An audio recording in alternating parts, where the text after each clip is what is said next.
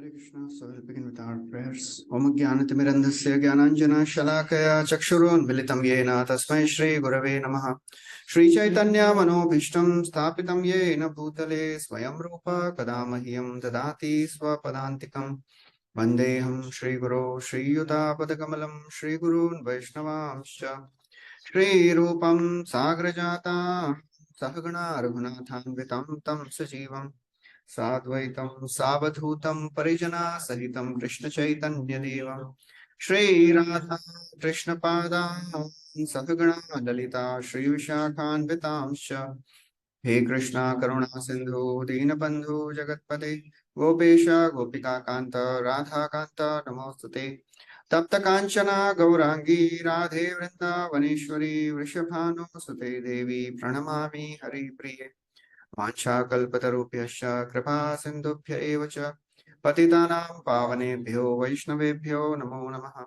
नमो विष्णुपादाय कृष्णपृष्ठाय भूतले श्रीमते भक्तिवेदान्त स्वामी नितिनामिने नमस्ते सरस्वती देवे गौरवाणी प्रचारिणे निर्विशेष शून्यवादी पाश्चात्य देशतारिणे जय श्री कृष्ण चैतन्य प्रभु नित्यानंद श्री अद्वैत गदाधर शिवासदि गौर भक्त वृंद हरे Krishna Krishna Krishna Hare Hare Hare Ram Ram Ram Hare Hare Hare Krishna. So we are discussing from the first canto. We are on last chapter, appearance of Shukdev Goswami. So in this section, now 18th and 19th chapters, Sud Goswami is describing the disappearance of the death of Parikshit Maharaj. The three questions which they had asked. Tasya janma mahacharyam karmani cha grinihina nidhanam cha yathaivasit. Please tell us about the wonderful birth, activities and the death of Parikshit Maharaj. So in response to that, in the previous chapters till 17, he has described the birth and the activities. Now 18th and 19th, he is describing the death of Parikshit Maharaj. So in the 19th chapter, we heard how Parikshit Maharaj, he was feeling great remorse. He was very sad that he has disrespected a Brahman. So he is condemning himself, how uncivilized act I have done. And he is not just expecting punishment, he is desiring punishment.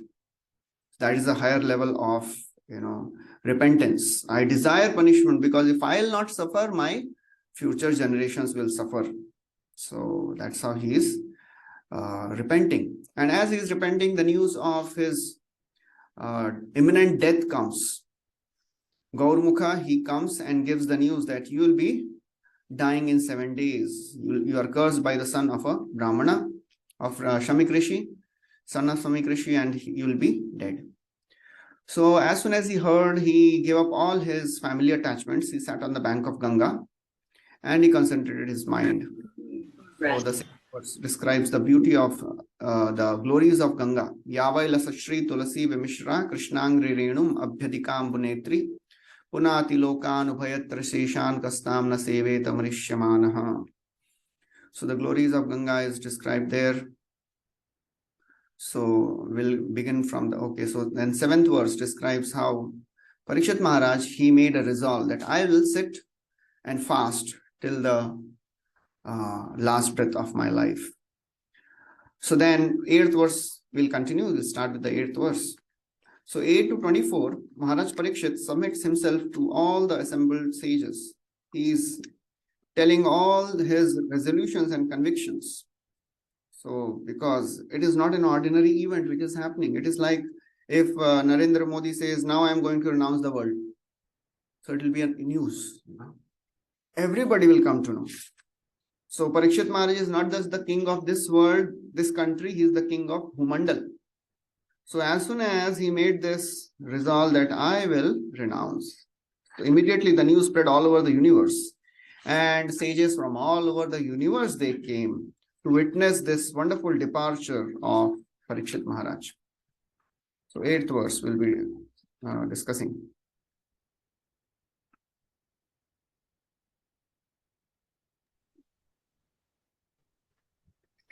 Tatropajagmo bhuvanam punana Mahanubhava Munaya Sasishyaha Prayena Tirtha Bhigamapadeshaihi Swayam hi tirthani punanti santaha. At that time, all the great minds and thinkers, accompanied by their disciples and sages who could verily sanctify the place of pilgrimage just by their presence, arrived there on the plea of making a pilgrim's journey. So all these people, they are tirthani punanti, they sanctify the holy places themselves, as 10th canto also describes. Yudhishthir Maharaj says, Bhavad Vidha Bhagavata Tirtha Bhuta Swayam Vibho Tirthi Kurvanti Tirthani. So holiness of a holy place is due to the holy people who stay there. It is not just because of the place, it is because of the people. So that's how the holy place, and these people, they purify the holy places. So all these great minds and thinkers, they are now assembling on a plea of making journey. Actually, they are not going for a journey, or they are not going for Tirth Yatra. The sages came with a purpose not to take bath. Prabhupada writes in the purport. The sages came not to take bath, but because all of them were competent enough to sanctify the places of pilgrimage. So why are they assembling? They wanted to take darshan of Parikshit Maharaj. They wanted to witness the consciousness of a pure devotee as he is leaving this world. That is the most important thing. That is how experiences, they are very much essential in our lives, especially in the process of bhakti. All the lectures, all the festivals, all the yatras we go, we don't remember the exact details. Lecture में क्या बोला किसी को याद नहीं रहता है. क्या याद रहता है? मजा आया, अच्छा था. It was a good experience. So we should remember those experiences. So all these sages on who are assembling, 9, 10, 11, 3 verses describe around 20 people, big, all the big sages of the universe, they are coming. Because everybody needs good experience. Everybody wants. So just to advance in Krishna consciousness, we should be eager to collect good experiences. We should keep note of it. We should write down whatever good experiences. Okay. So we have to write down our good memories. Thora diary mein likhna chahiye, whatever good things we have experienced in the process of bhakti. Because when the low periods come in our life, when we are not feeling so happy and ecstatic, we should read them. ठीक है, कोई बात नहीं. This shall also pass. ये भी चला जाएगा, just tolerate. So therefore, all these sages, they are just coming to witness the consciousness of great people, because they are themselves places of pilgrimage. They purify the places of pilgrimage. Okay, so 9th and 10th, who all have assembled? Somebody can read the translation. From different parts of the universe, there arrived great sages like Adri, Jamna, Sharadvan, Arishtamini, Brigu, Vasishta, Parashara, Vishwamitra, Angida, Parshurama, Utatya, Indra-Pramada, Idmavahu, Vedatiti, Devala, Ashtisena, Bharadvaja, Gautama, Epalada, Maitreya, Aurva, Kavasa, Kumbhayodi, Vaibhav, and the great personality Narada. तो हमने history में जितने नाम सुने हैं, सब लोग आ गए यहाँ पे. Everybody has come here. So that shows who is this personality Parikshit. Everyone knows in the universe. Satyalok se leke sab log, everybody has come. So that is the glory of a devotee.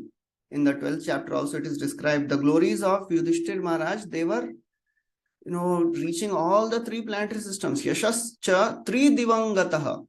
Kimte kama surasparha mukundamana sodvija. Adijahru mudam ragya shuditasya thetare. The Devatas were also desiring to have the opulence of Yudhishthir Maharaj's kingdom.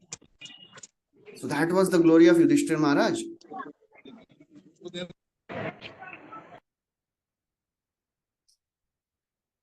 So everybody is there. Dvaipayana means Vyasdev, Narada, everybody has assembled. So Prabhupada writes in detail about each and every, not detail, some short paragraph on each and every personality. Will not go into the detail. You can read next verse.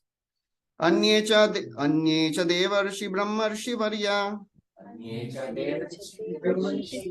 rajarshi varya arunadayascha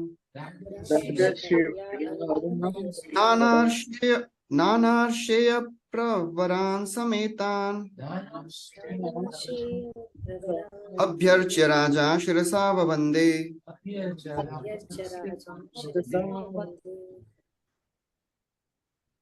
There were also many other saintly demigods, kings, and special royal honors called Arundayas, a special rank of Rajarsis from different dynasties of sages. When they all assembled together to meet the emperor of Parikshit, he received them properly and bowed his head to the ground. So Anyecha, these are just few names he is taking. There are many more who have assembled there. Anyecha, Devarshi, Brahmarshi, Devarishis, Brahmarishis, Varya, not ordinary, topmost of all the Devarishis and Brahmarishis, they have come. And Rajarshi, saintly kings have also come. Because Parikshit was, adored by everyone. Wherever he went, everybody offered their respects to Parikshit Maharaj. So everybody came, all the saintly kings, Arunadayascha, another rank of the Rajarishis, Arshaya Pravaran, chief among the dynasties of the sages, Arsha. So this Arsha is a very important word. It comes in Chaitanya Charitamrita also. Arsha Praman. Brahma Pramada Karna Pata Vipralipsa, Arsha Vigyeha Vakya Nahiye Dosh. Arsha Praman means the Praman of the great sages. So there are many Praman, those four things, four defects. Brahma Pramada Karna Pata Vipralipsa, imperfect senses and all that.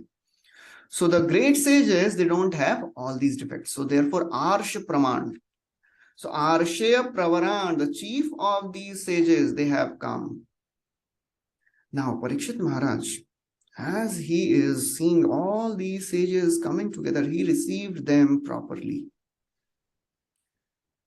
Prabhupada writes, the system of bowing the head to the ground to show respect to superiors is an excellent etiquette which obliges the honored guest deep into the heart.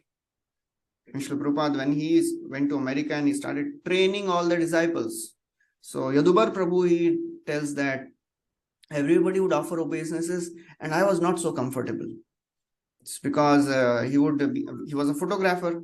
So just he would take some bahana ki bhai main to photo nikal raha hu, Prabhupada would say. So once everybody got down and he was not bowing down, Prabhupada asked him, so why are you not bowing down? So he said, Prabhupada, Swamiji, I don't feel like bowing down. Prabhupada said, bow down now, feelings will come later. So when we offer respects, then naturally a person feels obliged to, offer all the blessings. Even the first grade offender is excused simply by this process. And then Prabhupada writes, last few lines, very important. Generally, at the last stage of one's life, this humble method is adopted by every sensible man in order to be excused before departure. Prabhupada himself did it. He's not just writing. Whatever he has written in his books, he has practiced it all. That's why when he speaks, his words have power. Most of the times, we are just repeating verbatim, ye idhar bol rahe hain. Most of the times, it is not realization. But whatever Prabhupada has said, he has practiced it. When he was on the last days, he called all his God brothers and he would ask forgiveness. He would say, I have offended you, because Prabhupada many times he would say all these my rascal God brothers, just to protect the disciples from some deviation or some of the disciples of Saraswati Thakur, they were not following the good standards. So some things were there. So Prabhupada, just to protect the fledgling faith of these disciples, he would sometimes speak like that. So when he was about to depart, he called all the God brothers and he begged forgiveness. And all of them, they unanimously said, no, Swamiji, no, Prabhupada, you didn't do anything wrong. You are just doing everything for spreading the message of Lord Sri Chaitanya Mahaprabhu. So as all these sages, they are appearing, Maharaj Parikshit, he is offering obeisances. In this way, Maharaj Parikshit implored everyone's goodwill for going back home, back to garden. So even till the last breath of life, we should be eager to get blessings of everyone. Even if the back to garden ticket is fixed. Abhi Vaikuntha Viman aa gaya hai. So abhi inki kya zarurat hai abhi, Any examples? Dhruv Maharaj, So he offered obeisances, he took blessings. Abhi main ja raha hu, please. Abhi kya zarurat hai unko mangne ki blessings? That is the ticket. Because of all of your mercy, I am going back. So that is a devotee. Okay, next verse. Sukhopavishteshu adhateshu bhuyah Krita pranama swakchikirshitam yat Krita pranama suchirtishyet. Yapayamasa vivikta cheta Vivikta cheta. Upastito agre abhigrihita pani. Upastito Vigarita pani. After all, the rishis and others had seated themselves comfortably. The king, humbly standing before them with the folded hands, told them of his decision to fast until death. So now he has already made a decision that I will fast until death, but now he is getting approval about his decisions. So all our convictions should be approved by the great authorities. Otherwise, will become independent minded. I have decided it. I think it is right. Why do I need to? I am renouncing the world. Usme bhi permission kya zarurat hai? But Parikshit Maharaj is taking approval. So that is a habit we have to make to get approval of all the authorities. Because our rebellious mind doesn't want to take approval.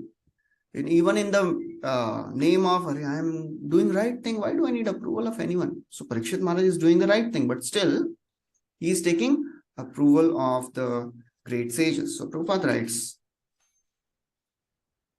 any decision, however important, should be confirmed by some authority. That makes the matter perfect. This means that the monarchs who ruled the earth in those days were not irresponsible dictators. They scrupulously followed the authoritative decisions of the saints and the sages. So as Yudhishthir Maharaj's rule is described, Atha Bhishmoktam Achyutoktam. He followed the instructions given by Bhishma and Krishna. So he never ever disobeyed their instructions and he was never independent minded. So that is a devotee. Now, Parikshit Maharaj is speaking beautiful verses. Raja Uvacha Aho Vayam Dhanyatama Nipana Mahatmanu Grahaniya Sheela Ragyam Kulam Brahmana Pada Shauchad Durad Visrishtam Batgarhya Karma.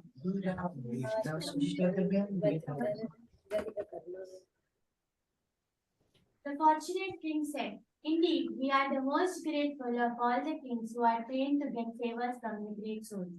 Generally, you sages consider royalty as refused to be rejected and left in a distant place. So he is thinking, I am Dhanyatama. If some cancer patient comes and doctor has told, only 1 week remaining, you are the most fortunate. Will he say like that? I am the most fortunate person. I am about to die in 1 week. But Parikshit Maharaj is saying the same thing. Aho vayam dhanyatama. Matlab dhanya bhi nahi, dhanyatar bhi nahi, dhanya tam. Most fortunate. Why? Mahattamanu grahaniya sheela. Because I am getting the mercy of all of you. So he is not thinking I deserve it. I am the king of the whole world. I deserve this. आना ही चाहिए ना. ऐसा कैसे क्या? I am so very grateful. So he is humble and grateful for the association. And he is expressing that. Ragyam kulam brahmana pad shauchad. Generally, the sages, they consider royalty as the refuse, to be rejected. Durad visrishtam bat garhya karma. And the refuse is not put in the home. Prabhupada writes a very brilliant purport. It says, attached bathroom, urinals, etc. may be very convenient amenities of modern civilization, but they are ordered to be situated at a distance from residential quarters. Aaj ulta hota hai, Earlier, people would eat at home and go outside to respond. आजकल उल्टा है, बाहर खाते हैं. That is how civilizations have really transformed 180 degree. It is considered to be, we are advanced. Na? आपके घर में attached toilet bathroom नहीं है. So in the Vedic time, it was a disgusting thing. घर में, it is so abominable. So that's how our perspective changes. So Prabhupada writes, Lord Sri Chaitanya Mahaprabhu said that to be in intimate contact with dollars and cents men or kingly order is worse than suicide. Which verse? Anyone knows this verse? Very, very famous verse. Association of worldly men is worse than committing suicide. For those who desire to go back to Godhead. Exactly, Prabhupada is paraphrasing one verse. Nishkinchanasya bhagavad bhajanonmukhasya param param jigimasho bhavasagarasya sandarshanam vishaina mathayoshitam cha ha hanta hanta vishabhakshanatopya sadhu. आपके लिए famous होगा, हमने तो पहली बार सुना है. मतलब face देख के समझ जाते हैं आप क्या बोल रहे हैं. It is in, I think, Hari Bhakti Sudhodaya ka verse. It is not in Bhagavad Gita. It is not in Bhagavatam also. But Prabhupada quotes this many times. At least मैंने तो सुना है. Nishkinchanasya, a person who is Nishkinchan, that means he has no possessive mentality. Bhagavad bhajanonmukha. He is on the path of bhajan, Bhagavad bhajan. Nishkinchanasya. एक और type करेंगे तो मिल जाएगा. Nishkinchanasya. Param param jigimasho. His desire is to cross this ocean of material existence. Bhavasagar को पार करने की इच्छा है. So he should not do these two things. Sandarshanam, darshan नहीं करना चाहिए. Yoshitam, opposite gender. And sandarshanam vishayinam, materialistic people and opposite gender with a mood to enjoy. Ha hanta hanta vishabhakshanatopi asadhu. It is better to drink poison than to associate with materialistic people. So that is how when scriptures give example, they give extreme examples. So that's how. So saintly people, they don't associate with royalty. That's why Chaitanya Mahaprabhu, he rejected Prataprudra Maharaj. I don't want to have his darshan. And Prataprudra Maharaj, he was thinking that if he is not giving me darshan, so what is the use of living? So in the verse. So he was really thinking, what is the use of my life? If I am not Yadi Mahaprabhurna Pai Kripa Dhan Kiba Rajya Kiba Deha Sabo Akaran. So Prataprudra Maharaj was thinking, if Mahaprabhu is not giving mercy, what is the use of my life? What is the use of my kingdom? That was a great devotee. So that's the mode of Parikshit Maharaj also. Oh, all of you generally don't associate with royalty, but all of you have shown mercy to me. You are coming to give me darshan. So he continues, Prabhupada writes, by advanced knowledge in self-realization. Okay, in other words, Transcendentalists do not generally associate with men who are too enamored by the external beauty of God's creation. By advanced knowledge and spiritual realization, the transcendentalist knows that this beautiful material world is nothing but a reflection. Yad yad vibhuti mat sattvam Srimad Urjitam eva tattadevavagachatvam mama tejo amsha sambhavam. So everything attractive comes from Krishna, but not everything attractive takes us to Krishna. So we should be very careful not to get enamored by the external beauty.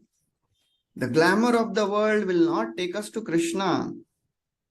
Apparently, the king was condemned to death by an inexperienced Brahmana boy, but factually he was called by the Lord to return to him. So that's how Maharaj Parikshit was thinking. It is great mercy. So that is the mood which Bhagavatam is telling us to cultivate, to accept all reversals in our life as mercy. Kripa hai. I'm about to die. Kripa hai. Narad Muni is saying, oh, my mother died. Kripa ho gaya Bhagwan ka. So that is a very, very big thing to speak. Maharaj Parikshit could understand that great sages who assembled there were all kind to his forefathers. He was not thinking, I am qualified, I am itna bada devotee ki sab log aake mera darshan le rahe hain. He is thinking, I am not at all any devotee. My grandfathers were devotee. Apite Bhagavan Prita Krishna Pandu Sutpriya Paitra Swaseya Prityartham Tad Gotrasyat Bandhava. He'll speak, I think this verse will come. Apite Bhagavan Prita. Bhagavan was Pandu Sutapriya. They were, Krishna was dear to the sons of Pandavas. And I am related to Pandavas. That's why Lord is showing mercy and that's why he has sent all of you. Otherwise, I am not qualified at all. Apna kya hai? Apna to kuch bhi nahi hai yahan pe yogyata. So that's how he is presenting himself in a humble way. He felt proud, therefore, that he happened to be the descendant of such great devotees. So that is our real pride. Such pride for the devotees of the Lord is certainly not equal to the puffed up sense of vanity for material prosperity. Bhakti Tirth Maharaj, he writes in his book on Madhurya Kadambini. In that, in one section, he writes, what is the position of pride in Krishna consciousness? Can we be proud of anything? Anybody would like to comment? Can we be proud of anything in Krishna consciousness? Proud of our acharyas. We can be proud of our parampara. Yeah. We can be proud of our Spiritual master. We can be proud of the scriptures, Bhagavatam, Bhagavad Gita. So all these are the right ways to become proud. So that's what Prabhupada is writing here. He felt proud.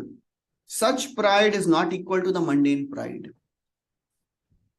So we can be, that is our real pride when we are connected to our parampara. We should be proud of our parampara, Gaudiya Vaishnava parampara, such a wonderful and rare thing which we have received in this process of Krishna consciousness. That is the parampara. So personally, we have nothing to be proud of, but because we are connected to the process, that's why we are proud of the process and the parampara. So that's how we have to understand. We can be proud because we have to be proud of something. Kahin pe to bolna padega, hum bhi kuch hai baba. So we have to be proud of our connection with Krishna. I am servant, kiska Krishna ka dasu mein ordinary thod na. A prime minister ka driver is also proud. Main aira gara driver nahi hu. I am driving prime minister's car. So who are we? We are trying to serve the Supreme Personality. So that is the greatest object of pride. Okay, so now next three verses are very, very beautiful verses spoken by Parikshit Maharaj. तस्यैव मेघस्य परावरेषु तस्यैव मेघस्य यासक्तचित्तस्य परावरेषु गृहेष्वभीक्ष्णम् यासक्तचित्तस्य गृहेष्वभीक्ष्णम् वेदमूलो द्विजशापरूपो निर्वेदमूलो द्विजशापरूपो यत्र प्रसक्तो भयमाशु धत्ते। यत्र प्रसक्तो भयमाशु धत्ते। The Supreme Personality of Godhead, the controller of both the transcendental and the mundane worlds, has graciously overtaken me in the form of a Brahmana's curse. Due to my being too much attached to family life, the Lord, in order to save me, has appeared before me in such a way that only out of fear I will detach myself from the world. So again, humbly he is presenting his case. Tasyeva me aghasya, I was so sinful. Paravaresho. So the Supreme Lord, who is beyond para and avara, who is beyond material and spiritual, transcendental worlds, who is controller, he is para, avara, isha. He is a controller of both the transcendental and material worlds. He saw that I am very, very sinful. Agha. So Chakravarti Thakur writes, impure actions was in my case a great sin. What was the impure action I did? He disrespected a Brahmana. So therefore he's saying, because I disrespected a Brahmana, I was so sinful. And on top of that, vyasakta, chitta, my chitta was vishishta rupena asakta to my family. Griheshu. Abhikshanam. Abhikshana means always. So it is not that sometimes I was attached to family life. One devotee told Prabhupada, most of the times I am Krishna conscious, sometimes I fall in Maya. Prabhupada said, sometimes you fall in Krishna, you are always in Maya.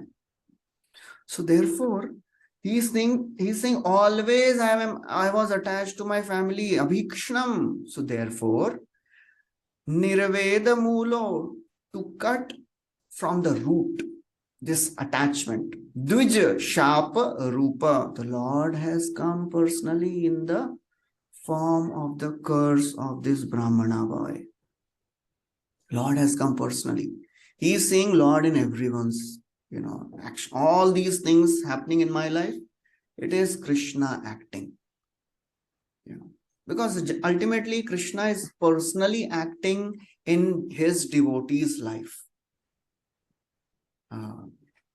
In the 12th canto, it is described, whenever somebody is speaking about Krishna, in the parampara, it is Krishna who is speaking. Kasmai yena vibhashito yamatulo jnana pradipa pura tadarupena chanaradaya munaya krishnaya tadarupena yogindraya tadatmanata bhagavadharataya karunyata tashuddham vimalam vishokam amritam satyam param dhimahi. Kasmai, when kaha means Brahma. When Brahma is speaking to Narada, who is speaking? Krishna is speaking. Kasmai yena vibhashitoyam atulo jnana pradeep. Tad rupena cha Naradaya. When Narada is speaking to whom? Narada spoke to whom? Vyasdev. Krishna is speaking. When Narada is speaking to Vyas, it is Krishna is speaking. Tad rupena cha Naradaya muniya krishnaya tad rupena. And when Vyasdev is speaking to Shukdev Goswami, it is Krishna speaking. And when Shukdev Goswami is speaking to Parikshit, it is Krishna speaking. So therefore, Parikshit is completely a pure devotee. It is not that after hearing Bhagavatam, he became pure devotee. He was always pure. And these three verses are sufficient to tell us that he is a pure devotee. Nirveda mulo dvijashap. I was so much attached. Yatra prasakta. Because only out of fear, I will detach myself. That is a general tendency of the people of the world. When they see the fearful condition of what is there in store for them. Aaj kitne paap kiye hain, I'll suffer. Oh, I'll not do it. So therefore, he is thinking that this is a mercy. Ordinarily in this world, if somebody is protected by the Lord, they say, Are Bhagwan ki kripa ho gayi. Bacha liye. But Parikshit Maharaj is saying, Bhagwan ki kripa ho gayi, Lord is killing me. He has sent this Brahmana's curse, कृपा हो गई भगवान की. मतलब that is a very deadly thing. मतलब सोचने में भी डर लगता है, नहीं ऐसा कैसे सोच सकते हैं. That is how a pure devotee is. That is the standards which our parampara and mahajans have set. So that's how it requires a very deep realization to have this thought process. कि भाई कृपा है. So Parikshit Maharaj is acknowledging the favor of the Lord in three ways. He's saying, oh, he detached me from family life. He has sent all these Brahmanas. And then in future, he sent Shukdev Goswami also. So he is perceiving all the injustices as mercy of the Lord. अगर devotee community अगर कुछ बुरा बोल भी दे, इतना सेवा किया, इतना गाली दिया मेरे को, injustice I was not dealt with properly. Parikshit महाराज से ज्यादा injustice होगा किसी के साथ, just putting snake and his death punishment. कृपा हो गया भगवान का. Prabhupada writes. Last few lines Prabhupada is writing. The Lord resides with his devotees, and therefore the presence of great saints indicated the presence of the Lord. The king therefore welcomed the presence of the great rishis as a mark of favor. So Lord will not come personally, he will send his devotees only. And we should be intelligent enough to see the hand of the Lord. Prabhupada tells a story. One time there was a flood in the village, and one lady, she was a believer of God. She was a Christian. So she was praying, oh God, please help me. So one person came and said, oh, please, we have brought, vehicle for you. Please, we have to leave this place. Otherwise, it is flooding. I will go only when God comes. You go. I am praying to God. I believe in God. He'll help me. And then water level was rising. नीचे का floor भर गया. She was on the first floor. Then somebody came with a boat. Oh, please come with us. You will drown. No, I am waiting for the God. He will come. I believe in God. He will come. The water is rising more. Then now a helicopter came. She went on the terrace. Please take this rope and come. No, I am waiting for the God. And then she died. And then she went to God and said, I called for you. I prayed to you. You didn't even come. So he said, I came in that person's form. Vehicle leke kaun aaya? That boat I brought. And that, helicopter I sent.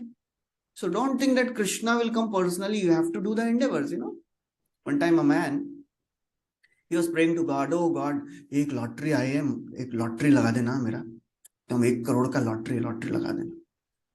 So lottery का result आया, कुछ नहीं हुआ. Next year again, भगवान lottery लगा देना, and then नहीं आया. थर्ड ईयर, भगवान लॉटरी लगा देना, and Lord was so frustrated. अरे इतना लाइक टिकट तो खरीद लॉटरी का, कुछ तो कर. अरे कुछ तो, he is not even buying the lottery ticket and भगवान लॉटरी लगा देना. So we have to do our endeavor and we have to see Krishna's hand. कि भाई ये भगवान की कृपा है. Next verse. तमोपयातम प्रतियंतु विप्रा गंगा च देवी धृतचित्तमीशे चोपसृष्टं कुहकस्तक्षको वा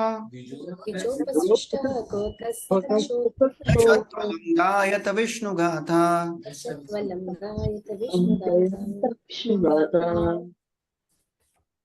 O Brahmanas, just accept me as a completely surrendered soul, and let Mother Ganges, the representative of the Lord, also accept me in that way. For I have already taken the lotus feet of the Lord into my heart.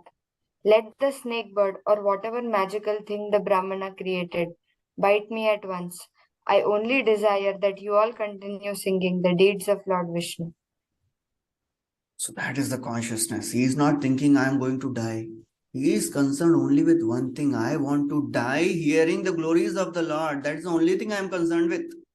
Tamopayatam pratiyantu vipra. O Brahmanas, upayatam, I have taken shelter of all of you. Please consider me a completely surrendered soul and accept me. and Ganga cha Devi, and let Mother Ganga, the representative of the Lord, Dhrita Chittam Ishe, also accept me in the same way, because I have already taken the lotus feet of the Lord in my heart. Dhrita Chittam. He has caught hold of the lotus feet of the Lord in his heart.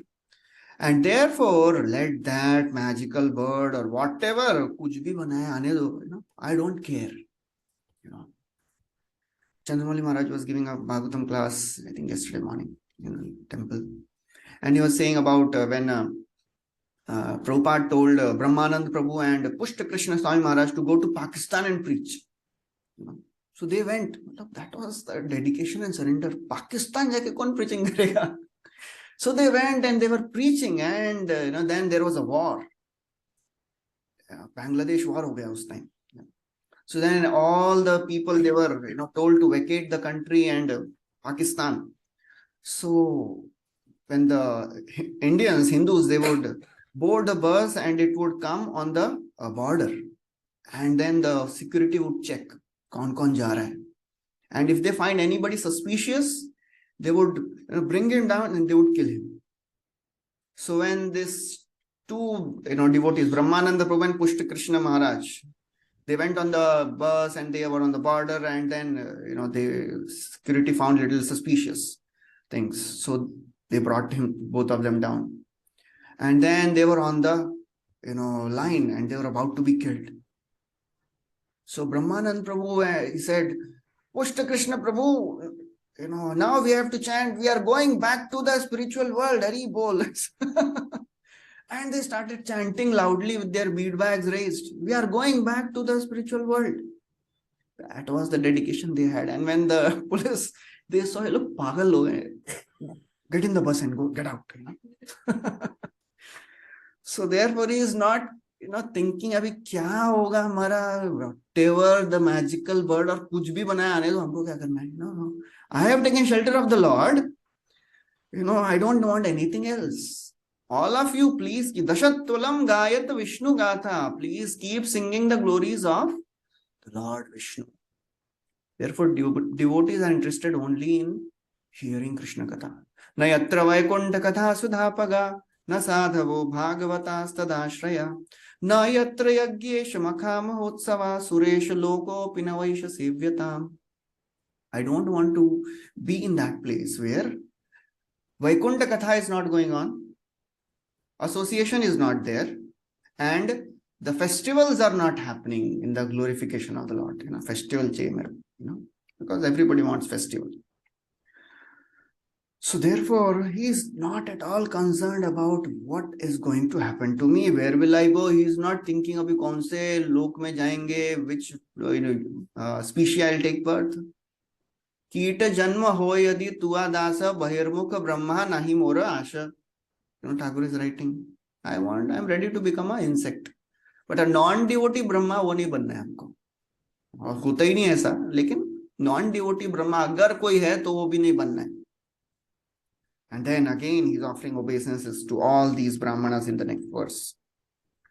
So Prabhupada writes, as soon as one is given up completely unto the lotus feet of Supreme Lord, he is not at all afraid of death. मतलब कुछ है ही नहीं भय. They are about to be killed. ब्रह्मानंद प्रभु बोल रहे हम लोग back to God जा रहे हैं. क्या पागल लोग बोलेंगे ऐसे लोग, ये पागल हो गया. Otherwise, how can somebody be, there was one time war going on between two countries, and one of the soldiers was a devotee, and the enemy caught him, and he was just about to, shoot him. So he was smiling. So the enemy was confused. मैं मारने वाला हूँ, you are smiling. You cannot kill me. I am not this body, I am soul. क्या बोल रहा है? He got a little interested. बोले क्या है ये, थोड़ा बताओ डिटेल में. So he said, he started speaking. क्या है बोला? Okay. So he gave crash course 6 days Bhagavad Gita course दे दिया उसको आधे घंटे में. So now I was about to kill him. He said, I want to read Bhagavad Gita. Will you tell me where I can find? So he said, okay, you come to, go to ISKCON temple. And then he left. He didn't kill him. He became a devotee. So that's how, fearlessness is little bewildering. He's going to be killed and he is laughing, smiling. Kya hai? So that's how Prabhupada writes, only a devotee can be fearless. और कोई fearless नहीं हो सकता है. That's the first quality. You know, Prabhupada, he was asked once, how do you feel when you chant Hare Krishna? Prabhupada said, I feel fearless. Nobody can do anything to me because everything is happening by the will of the Lord. Atmosphere created by the presence of the great devotees of the Lord on the bank of Ganga and Maharaj Parikshit's complete acceptance of Lord's lotus feet were sufficient guarantee to the king. बस he is already guaranteed to go back. उनको भागवतम सुनने का जरूरत नहीं है. जीवन भर भागवतम ही सुना है ना. You know, whole life he has heard Krishna's pastimes only. But still he is accepting a role of a humble sadhaka.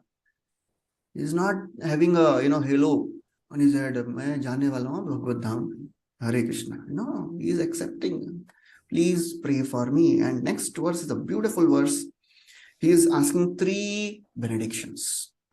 Punascha bhuyad bhagavati anante rati prasanga cha tadashrayeshu mahatsuyamyam upayami srishtim maitrayastu sarvatra namo dvijebhyah. Again, offering obeisances unto all you Brahmanas, I pray that if I should again take my birth in the material world, I will have complete attachment to the unlimited Lord Krishna, association with his devotees, and friendly relations with all living beings. So what are these 3 things which he is asking? The 3 cardinal principles of Vaishnavism. What are they? Nam Ruchi, Vaishnava Seva, and Jivadaya. So that is what he is asking here. Punascha bhuya. If I have to come back again, please give me these 3 things. Oh Brahmanas, please bless me. Bhagavati anante rati. I want complete attachment to the Lord. Prasangascha tadasrayeshu. I want association of devotees. And maitrayastu sarvatra. I want friendly relationships. I want to serve, show mercy. So that is the mood of a devotee. He doesn't want anything of this world. He is not thinking, I want to become Brahma, thoda Brahma chahiye, thoda banna hai. I want to control next life, maybe mere ko king banana. No. He is happy wherever I want, wherever you want me to put, I am happy, but ye 3 cheezein dijiye. Give me these 3 things. Prabhupada writes that a devotee of the Lord is only perfect living being is explained herein by Maharaj Parikshit. A devotee is only perfect. In what sense? In his consciousness. His consciousness is perfect. He will never make mistakes. When it comes to cardinal principles, when it comes to the basic philosophy of Krishna consciousness, he will never say, मुझे लग रहा है शिव जी की पूजा किया तो भी चलेगा. No, he will never do this. So, one time Prabhupada was speaking that devotees, they are always perfect in their consciousness. I think thoda kam kar dijiye, thanda ho.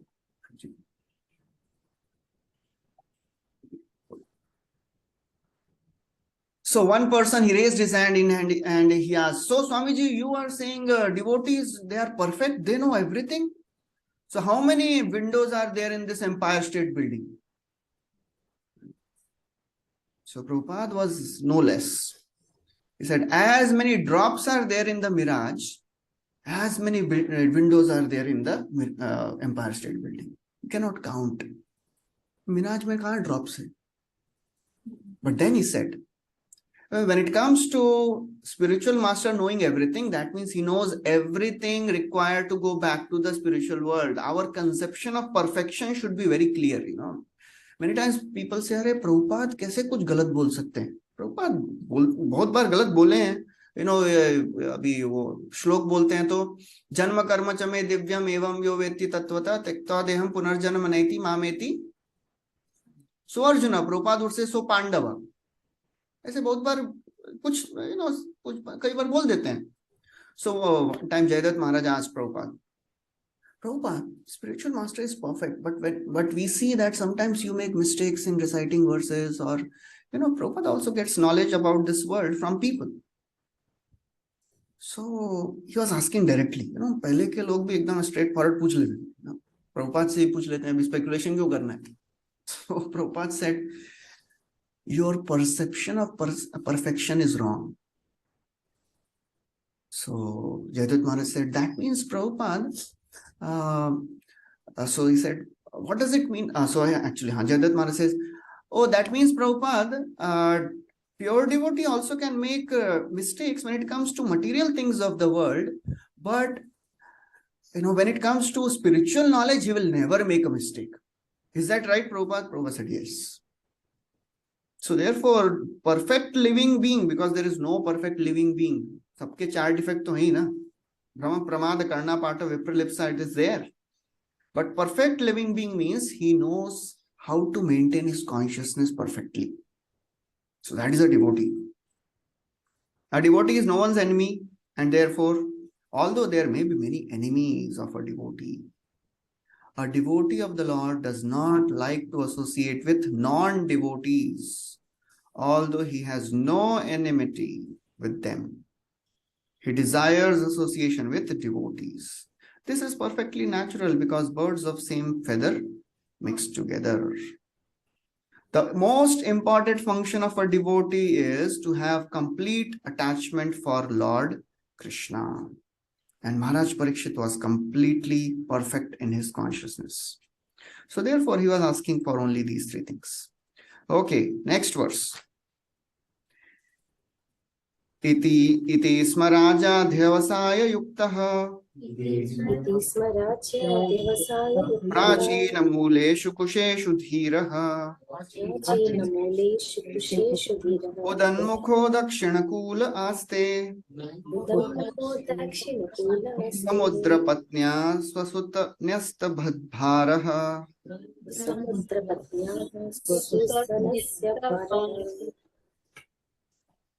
In perfect self-control, Maharaj Parikshit sat down on a seat of straw with straw roots facing the east, placed on the southern bank of the Ganges, and he himself faced the north.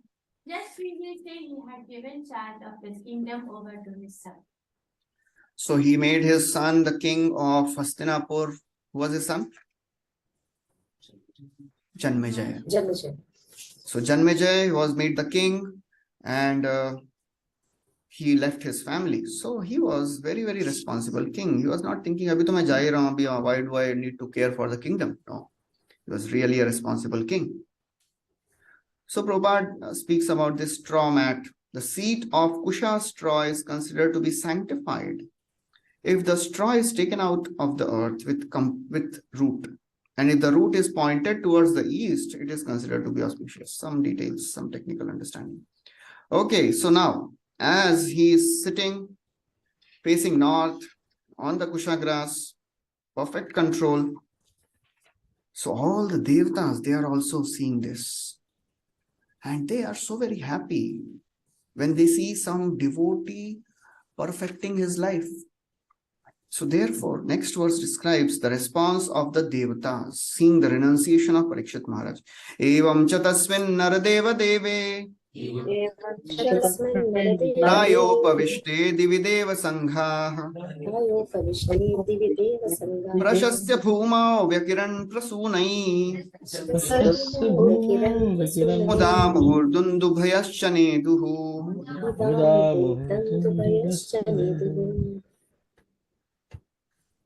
First, the king Maharaj Parikshit sat to fast until death. All the demigods of the higher planets praised the king's action, and in pleasure continually scattered flowers over the earth and feed celestial realm. So there is nothing which can give more pleasure to a demigod or to a devotee than to see other devotee advancing. That is the ideal thing. Sometimes it happens, mere baad mein hai, mere se zyada pehle advance kaise ho gaya? Till the time we have this, anarthas, we will be a little bit uncomfortable seeing others advance. I have started chanting. So how is he advancing more? Usko responsibility de rahe hain. He is getting more power, more position. But generally, you see in Chaitanya Charitamrita, whenever any devotee gets mercy of the Lord Shri Chaitanya Mahaprabhu, everybody becomes happy. Everybody is dancing. if we can just become happy in other devotees advancing, we also advance equally. But it is the most difficult thing to do. मतलब अंदर से कहीं कहीं लगता है ठीक है इतना अभी सुना है तो ठीक है, I will also glorify him, अच्छा कर रहे हैं प्रभु जी, but somewhere it is there, काश मैं भी उधर होता तो अच्छा होता. But all the devatas, they are really happy seeing the advancement. Lord Shiva is telling to Prachetas, Ya param brahma sa sakshat triguna jiva sangitat bhagavantam vasudevam prapanna sa priyosi me. Whoever is Bhagwantam Vasudeva Prapanna, whoever is devoted to Lord Vasudeva, that person is dear to me. Prachetas didn't call for Lord Shiva. He came on his own. Just imagine, मतलब हम बुला भी नहीं रहे हैं और Lord Shiva is coming on his own because he is pleased by the devotees. And devotees are really, all the devatas are really waiting and helping other devotees to advance. We've seen the story of Dhruva Maharaj as he's fighting with the yakshas and he's killing everyone. All the yakshas he's killing. And at one point of time, it seems that Dhruva is covered by the arrows. It seems like a mountain is covered by rains. That's the analogy which is given. But when the mountain is covered by rains, what happens? The mountains gets cleansed. So, but when these siddhas and the great sages, they saw that, oh, Dhruva is really overwhelmed. So they are praying to the Lord. And then after some time, yakshas, they resort to mystic illusions. They start showing, a shower of pus, blood, stones, lion, everything in the sky. And Dhruva is really getting bewildered. All the sages, they again come. Autana pada bhagavam stava saranga dhanava deva shinotyavanataarti haro vipakshan yanna madheyam abhidhaya vishamya chadha loko anjasatarati dustaramanga mrityum. So all these sages, they are saying, O Uttanapad, O son of Uttanapad, the Supreme Lord who is Saranga Dhanava, who has sarang in his hand, he is Avanatarti Hara. He removes the distress of his subordinates, his devotees. Please chant the names of Lord, because the names of the Lord can take one across this ocean of material existence. What to speak of this mystic power? It will be dispelled immediately. So therefore, the devotees, the great sages, the devatas, they are always happy when they see others advancing, and they are ready to help when a devotee is in distress. So now all these devatas, they are happy. They are showering flowers. Prabhupada writes. Okay, somebody can read the translation. Purport, sorry. Even up to the time of Maharaja Parikshit, there were interplanetary communications, and the news of Maharaja Parikshit's passing unto death to attain salvation reached the higher planets, the sky, where the intelligent demigods live. The demigods are more luxurious than human beings, but all of them are obedient to the orders of the Supreme Lord. There is no one in the heavenly planet who is an atheist or non-believer. Thus, any devotee of the Lord on the surface of the earth is always praised by them. And in the case of Maharaja Parikshit, they were greatly delighted and thus gave tokens of honor by scattering flowers over the earth and by breathing celestial drum. A demigod takes pleasure in seeing someone go back to Godhead. He is always pleased with a devotee of the Lord, so much so that by Adidevic power, he may help the devotees in all respects. And by their action, the Lord is pleased with them. There is an invisible chain of complete cooperation between the Lord, the demigods, and the devotee of the Lord Alpha. So many times we are thinking, अरे मैं तो अकेला ही fighting कर रहा हूँ, माया से कोई है कि नहीं पीछे, आक्रमण बोल के आगे गए, पीछे कोई है ही नहीं. But we should understand that entire retinue of our parampara is there behind us. All the devatas are there. Just imagine if we can see Prabhupada, Bhakti Siddhanta Saraswati, Bhakti Thakur, सब पीछे खड़े हैं, आप आगे बढ़ते रहो, tension मत, हम देख लेंगे, So we should understand they are actually there. They are there to help everyone. Only thing is we should have that faith and we should show that surrender. So all these devatas, they are only cooperating to send a living entity back to the spiritual world. So that is a rare, fortune and rare privilege we have. We are not alone. We feel fearful and we feel, insecure when we are alone. अभी कोई है नहीं साथ में help करने के लिए. But we have so many people to help us. So we should have no fear. Will I become successful? Will I be able to cross this ocean of material existence? Only thing required is faith. What is the sannyas mantra of Mahaprabhu? When Mahaprabhu took sannyas, he chanted one mantra. That is the sannyas mantra. Anybody knows that? Etam sa asthaya paratmanishta adhyasitam purvatamai maharshibhi aham tarishyami duranta param tamo mukundangri nishevayeva. This is a verse chanted by Avanti Brahmana. 11th canto Avanti Brahmana story. So when he is neglected by everyone, then this realization came in his heart. Etam sa asthaya, I have this faith in Purvatamai Maharshibhi. I have this faith in all the predecessor acharyas. Therefore, aham tarishyami duranta param. Therefore, I will surely cross this ocean. So that is how we should understand. We should have that faith. Okay, so all these devatas, they are happy. Now, Maharshayo ve samupagataye Maharshayo vai prashasya samubhagataye sadvati anumodamanaha uchu prajanugrahashila sara yaduttama shloka gunabhirupam.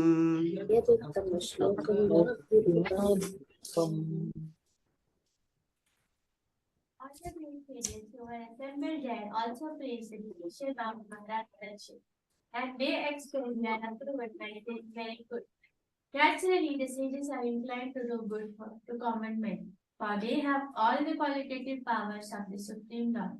Therefore, they were very much pleased to see Maharaj Parikshit, a devotee of the Lord, and they spoke as follows. So they said, very good, आगे बढ़ो, चलो, बहुत अच्छा है, you are going good. So therefore, the sages are appreciating the surrender of Parikshit Maharaj, who had so much of the opulence that even big kings, they were bowing down in front of him. Namanti yatpada niketa matamna shivaya haniya dhanani shatrava. All the big kings, they were bowing in front of him. Katham savira shriyamanga dustyajam. That was the question. Itne sab, all these people, they were bowing in front of him. Why he had to leave? Yuvaishatot srashtu maho sahasudi. In midst of youthful life, why he gave up? So one can get intoxicated by worldly possessions, powers, but Parikshit Maharaj is not at all disturbed. So therefore they are all glorifying. Prabhupada writes, the natural beauty of a living being is enhanced by rising up to the platform of devotional service. So the sages appreciated, very good. Such sages are naturally inclined to do good to common men. And when they see a personality like Maharaj Parikshit advance, their pleasure knows no bounds. They offer all blessings in their power. Devotional service is so auspicious that all the devatas and the sages up to the Lord himself becomes pleased. And therefore devotee finds everything auspicious. So that is how bhakti is all auspicious. What is this called? All auspicious bhakti? Shubhada, it is called as Shubhada. Kleshagni, Shubhada, Sandrananda Visheshatma. और क्या है? मोक्ष लघुताकृत and Shri Krishna आकर्षिणी. 6 हो गए ना? सुदुर्लभ. हाँ, sorry, सुदुर्लभ. Yes, sorry, 5. सब लोग हाँ बोल रहे हैं, 6 बोला तो आप बोलते रहो, Okay. So devotional service is all auspicious. So when a devotee advances, there is the pleasure of the senior devotees, the preacher knows no bound. That is the only pleasure in this material world. And Bhavanand Prabhu was initiated. So Prabhupada gave him the name Bhavanand. So yes, do you know what is the meaning of Bhavanand? So he said, yes, Prabhupada, one who takes pleasure in Bhav. Prabhupada said, that is Bhavanand. You are Bhavanand. So what is the meaning of Bhavanand? So he said, I don't know, Prabhupada. So Prabhupada said, Bhavanand means one who takes pleasure in this material world. Prabhupada बोले नाम दिया कि क्या गाली दिया So he said, what is the real pleasure in this material world? There is only one pleasure in this material world, that is preaching Krishna consciousness. And when we see somebody taking to Krishna consciousness, there is no happiness greater than that. And a devotee shows all blessing, go ahead. So that's how everybody is there behind us, all parampara is there. Everything is auspicious in the life of a devotee. Okay, so that's how devotees are. Because when we show mercy to others, Lord naturally becomes pleased. Tayaya sarva bhuteshu santushtya yena kenava. Sarvendriyopashantya cha tushyatyashu janardana. When we show mercy to the living entities, tushyati ashu janardana.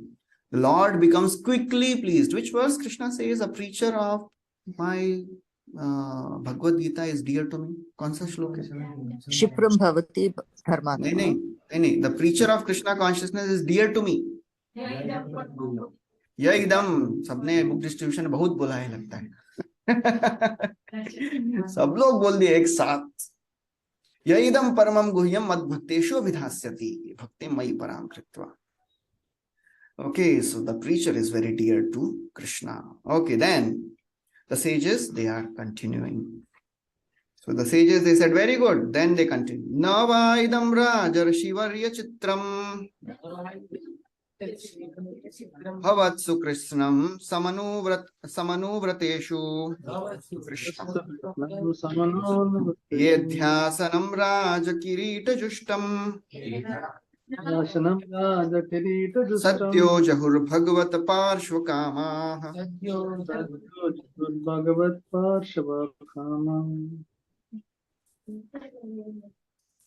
Sages said, O chief of all the saintly kings of the Pandu dynasty, who are strictly in the line of Lord Sri Krishna, it is not at all astonishing that you give up your throne, which is decorated with the helmets of many kings, to achieve eternal association with the personality of Godhead.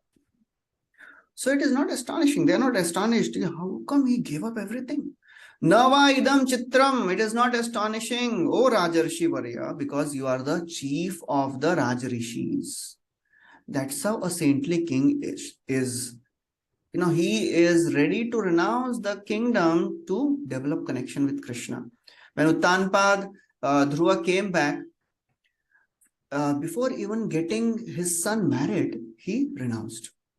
That is a Rajarishi. So therefore, they are saying it is not an astonishing thing. Bhavatsu Krishnam samanuvrateshu, because you are strictly in line of Krishna. And your adhyasanam, your throne was decorated with the helmets. All the kings, they would bow down in front of you. Sadhya. Anywhere else, this word sadhya comes. Sadhyo ridhya varudhyate. Yes. Tatshanat. Sadhya means immediately. Sadhya, you gave up immediately without even thinking. Aaj renounce karoon ki kal karoon. He was not thinking. Abhi 7 days are there, na? 6th day ko I'll renounce. Immediately he renounced. He was not thinking. Abhi plan karte hain mera abhi 6 din kaise. There was one television program long back. So this person was detected with terminal cancer, and the doctor said you have only 1 month. So then the television program was showing abhi ek hi mahina bacha hai. So every week he was going to different places. Every week different movie program ka different episode mein every day, अभी एक दिन हो गया, he is in Switzerland, next day, अभी एक महीना होने को है, अभी क्या करें, अभी program बढ़ाना है ना. So he again went to the doctor and said, oh, you have 2 more months remaining. So that's how people of the world, when they come to know, abhi I am going to die, they want to see everything of the world. He is not planning. He is immediately renouncing the world. Sadhya Jahu. Prabhupada writes, just the foolish politicians, they don't give up their post till the last breath. They are forcibly kicked out or they are killed. ऐसा लिखते हैं, इसमें लिखते हैं कि नहीं पता नहीं. Prabhupada writes in one of the purports. They stick to their post till last moment. इसमें नहीं लिख रहे हैं, but in some of the purport Prabhupada writes, either they are killed or they are kicked out. So human life is meant for achieving this end. That is the eternal abode of the Lord. And the Lord has assured in Bhagavad Gita that his eternal abode is the highest achievement. Which verse? The eternal abode, going back to Godhead, is the highest achievement. Bhagavad Gita mein. मुझे भी याद नहीं आ रहा है. In one place, 15th chapter, it says, Mam upetya, those who come to me, they don't come back. Yad gatvan anivartante. I think that is one verse I can think of. I don't know. Prahlad Maharaj was praying to the Lord, oh my Lord, I am very much afraid of the materialistic life, but I am not at least afraid of your ferocious form. This material way of life is something like grinding stone and we are being crushed by it. To Bhagavatam, there is one verse, apna 5th chapter. Tasyeva heto prayateta kovido na labhyate yad brahmatam pariyadaha. So there is only one thing we should aspire for. And Prahlad Maharaj is also saying that what is the pleasure of this world? I am not fearful of your fierce features. I am fearful of this material existence. Naham vibhemya jititeti bhayanakasya jihvarka netra bhrukuti rabhaso gradam strat. I am not fearful of your form, O my Lord. So he is fearful of material existence, that I will have to come back again in this world. And then he says, we have fallen into this whirlpool of material life. I pray to call me back to your eternal abode as one of the servitors. This is the summit liberation of this material way of life. I have a bitter experience of this materialistic way of life. Till the time we have this understanding that there is no good experience in this world, As Chaitanya Prabhu says, Maya Devi doesn't make one hopelessly frustrated. She keeps one hopefully frustrated. हम होंगे कामयाब एक दिन, अभी नहीं आया, next time, we have, most of the people have 4th class intelligence. मार खा के भी इस बार न जानी आया, next time I will enjoy. This time I made this mistake. Next time I know what not to do. So the hope doesn't go. Ashanam hi manushyanam kaschit ashcharya shrinkhala. It is such a wonderful chain. Baddha sarva pradhavanti mukta tishtati panguvat. Person who is bound by the chain of desires, he runs everywhere. And person who is free sits at one place. So that is the astonishing thing. Mukta tishtati panguvat. So of all these, desires, somebody gets, the hunger, the thirst, all these things, they come and go. If you feed them, if you eat, hunger is satisfied. But the Asha is the most chaste wife. She never goes away. Tasam Asha Mahasadhavi. Mahasadhavi, wo kabhi jati nahi, So therefore, Prabhupada would quote this verse, I have served my anarthas, I have served my senses millions of lifetimes. They are not giving me retirement. Retirement benefit de hi nahi rahe. Anybody knows that verse? Kamadinam. ये बहुत बार बोलते हैं प्रभुपाद पक्का, कामादिनाम कतिना कतिधा पालिता दुर्निदेशा तेषां जाता मयि न करुणा न त्रपा नोपशांति. Kamadinam, I have served my anarthas for many lifetimes. They have not given me trapa, shanti, no relief, no peace. Utsrijyate anatayadupate. This lifetime I have given up the service of our anarthas. I am trying to serve you, my Lord. Please accept me. Tvam ayata sharanam. Please give me fearlessness. Okay, so then Prabhupada is just paraphrasing all the prayers of Prahlad. I have very painfully experienced these two things, namely separation from my beloved and meeting with what is not wanted. Yasmat priya, apriya, sanyoga, vyoga, janma. Prabhupada is paraphrasing all the prayers of Prahlad Maharaj. Shok agnina sakala yonishu tahyamana. And to counteract them, ये तो आपको मालूम है. The remedies which I undertook were more dangerous than the disease itself, which was a very famous, the solutions become the bigger problems than the problem itself. Dukkha-oshadham tadapi dukkham atadadhiyaham bhuman bhramami vadame tavadasya yogam. एक श्लोक याद करना चाहिए. यस्मात् प्रिया प्रियो संयोग वियोग जन्म शोक अग्निना सकल योनिषु दह्यमान दुख औषधम तदपि दुखम. We give example, right? All their transportation was a problem. Now the cars are there. So another bigger problem. Dukh ki aushadhi se bada dukh aa raha hai. So that is what Parikshit is saying. Prahlad is saying. Pandava kings, who are more than many saintly kings of the world, knew the bitter results of material life. They were never captivated by the glare of the imperial throne they occupied. That is how pure devotees, they are never attracted by the glamour. You know the story of Miss Mexico. Prabhupada was, devotees called Miss Mexico as a part of PR activity. Miss Mexico को बुलाते हैं, Prabhupada से मिलाते हैं, थोड़ा PR activity हो जाएगा. So she came and she was meeting devotees, and in a regular style, she was, telling how nice. And then as she's going, she says, I will come back again. Prabhupada said, why will you come back again? So she had never heard this. So she was shocked. Prabhupada said, I am asking, why will you come back again? Have you read Bhagavad Gita? She said, no. Are you interested in God? She said, no. Then why will you come back again? Prabhupada was really hammering her. And then she became humble. And then Prabhupada explained the whole philosophy to her. So devotees are not attracted by the glamour. So Parikshit Maharaj was like that. He was not attracted. Okay, so last line Prabhupada writes, the devotees are never enchanted by the glare of materialistic life. They live impartially, unattached to the objects of false, illusory, materialistic way of life. And then, now interesting thing. सब लोग तो अभी मिल लिए ना, मिलने के लिए आ रहे थे. All the sages they had come to just meet ना. तो अभी ये हाँ मिल लिए ना, thank you very much, we are going. अभी हम जा रहे हैं. They said, we'll stay till the time you leave this world.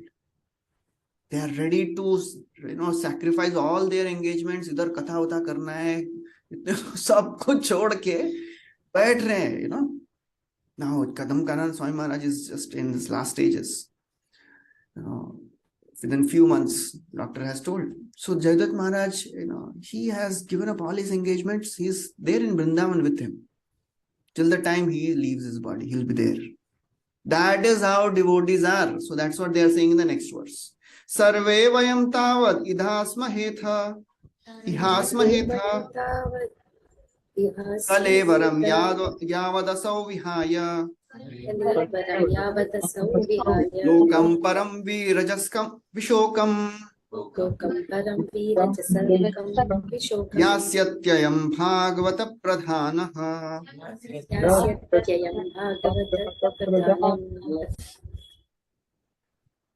We shall all wait here until the foremost devotee of the Lord, Maharaj Parikshit, returns to the supreme planet, which is completely free from all mundane contamination and all kinds of glamour.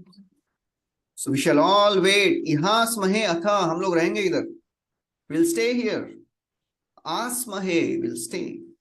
Kalevaram yavad asau vihaya. Till the time Parikshit doesn't leave his body, we are here. And they are sure, for sure, they are not thinking, pata nahi kahan jayenge.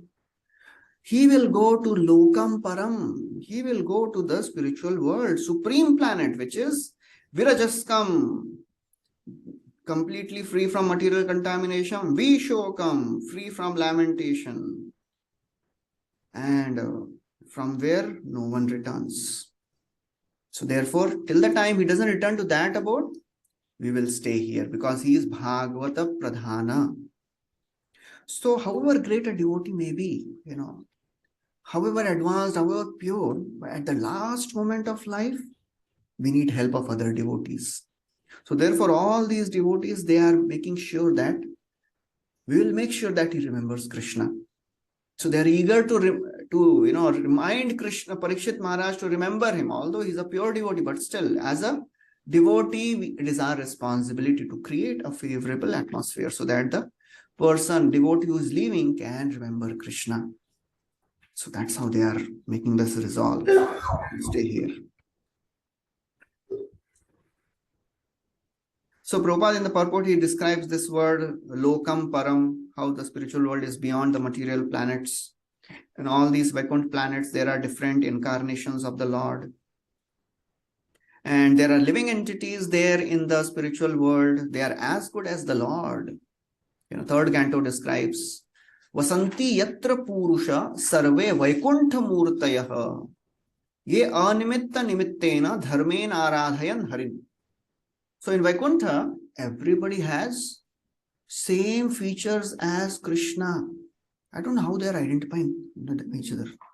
Sabka same rehta hai. But of course, Lord has one different feature. What is that? Srivatsa. But everybody has same feature. That means, I can just speculate. That means they are very, very beautiful. They have beautiful features like Krishna. Of course, they have their different facial features, of course. But they are all beautiful like Krishna. Sarve Vaikuntha Murtayaha. So that's what Prabhupada is writing.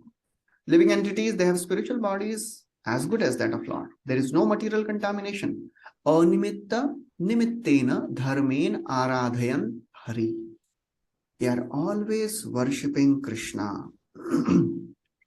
So Prabhupada is actually paraphrasing few of the verses which comes in the third canto. There is no material contamination, although in Vaikuntha, all the men, they are with their beautiful wives. There is no brahmachari ashram in Vaikuntha Loka.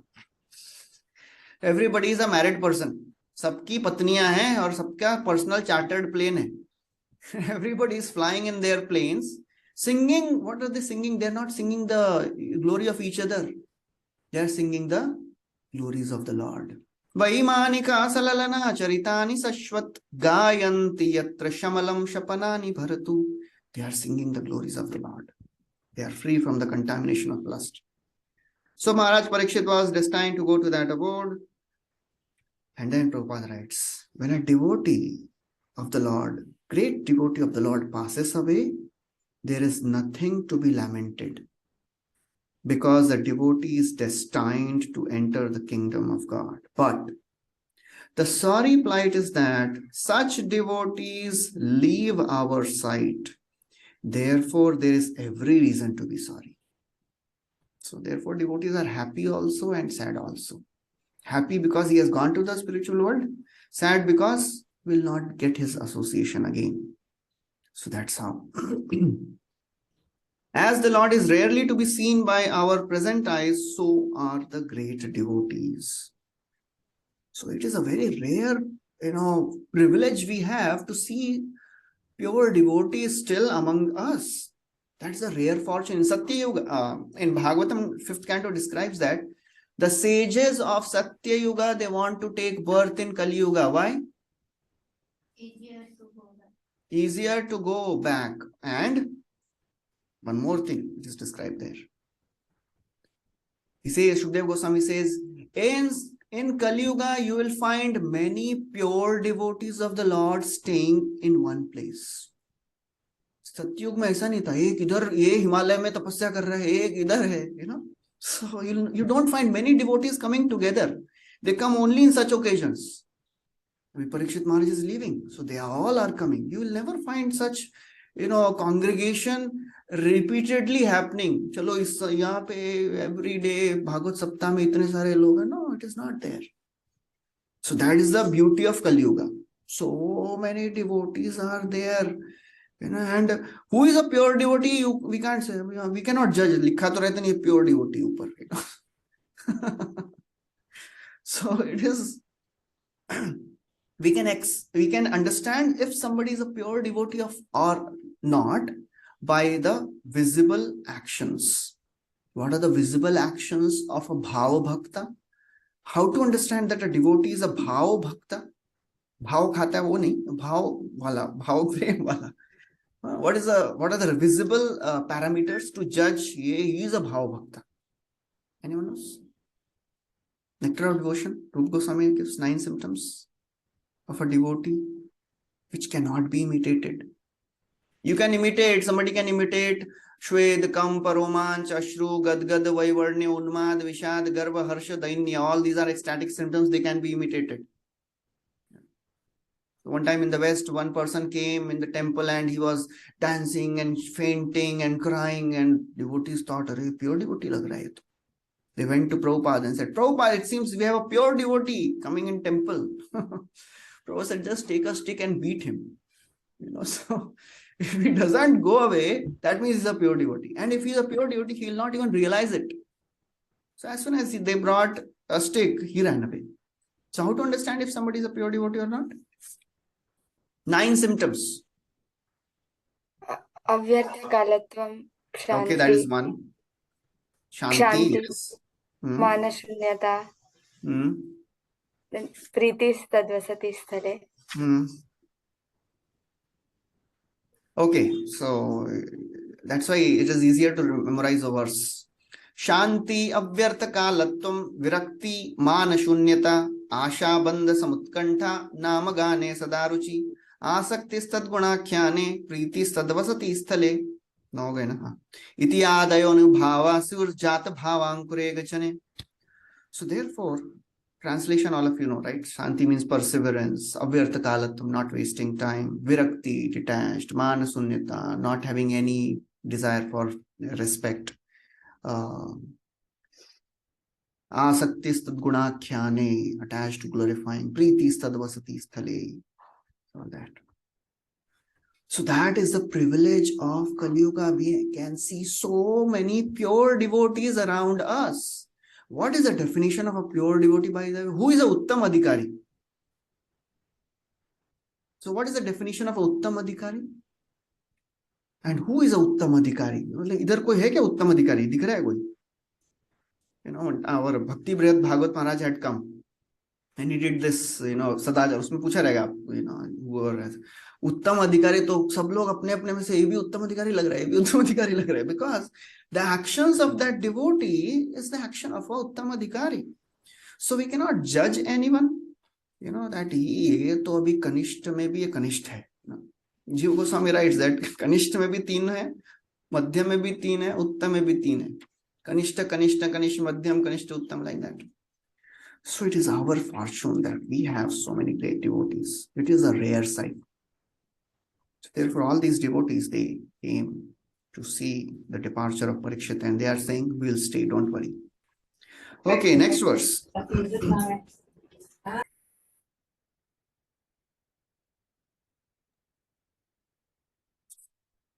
Ashrutya tadrishi ganvacha Parikshit samam madhuchyata guru chavyaliikam abhashatainan abhinandya yuktan shushrushamanascharitani Vishnu.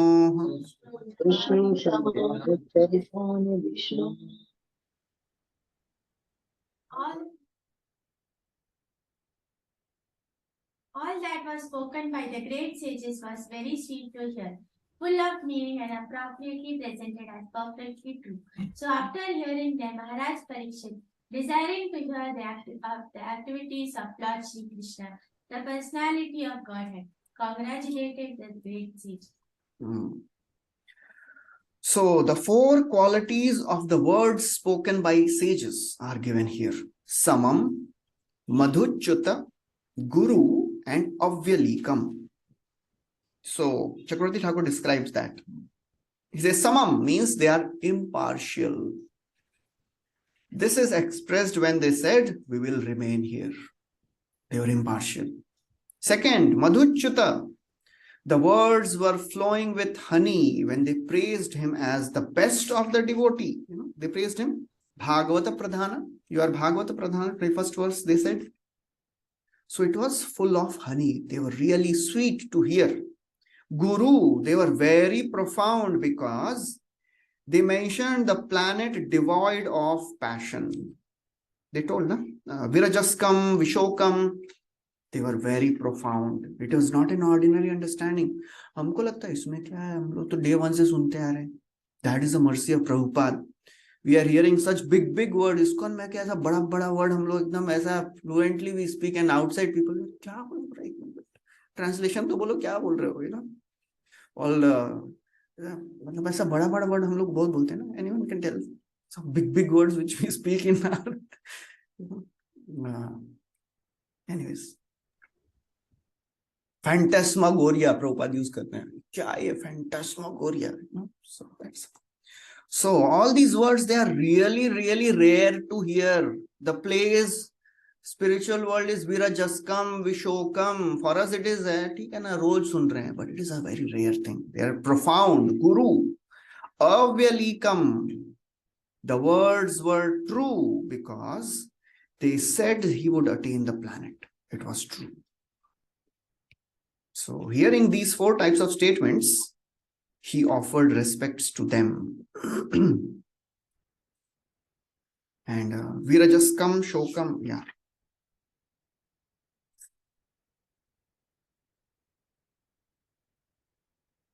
Abhashatain Abhinandya Yuktan. So he offered obeisances when he heard all these words. So, he is not thinking, Parikshit is not thinking, at least they know what is my level. He is thinking he will say now, he'll respond to the praises. And he will say, it is your good fortune, that it is your, goodwill that you have come. And it is my fortune. I don't deserve any of this, but still you have come to give me your association. Okay, so now Parikshit Maharaj starts speaking again. So first he spoke 3 verses, 4 verses, then the sages, they spoke some verses. Now again, Parikshit Maharaj will speak. Shukdev Goswami has not come yet. Samagata sarvata eva sarve Veda yatha murti dharas triprishthe Nehathana mutra nakaschanartha Rite paranugraham atmashilam.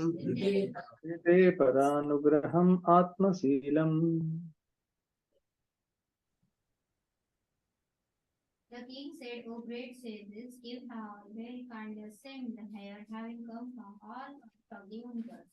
You are all as good as supreme knowledge personified, who resides in the planet above the 3 worlds, the Triloka.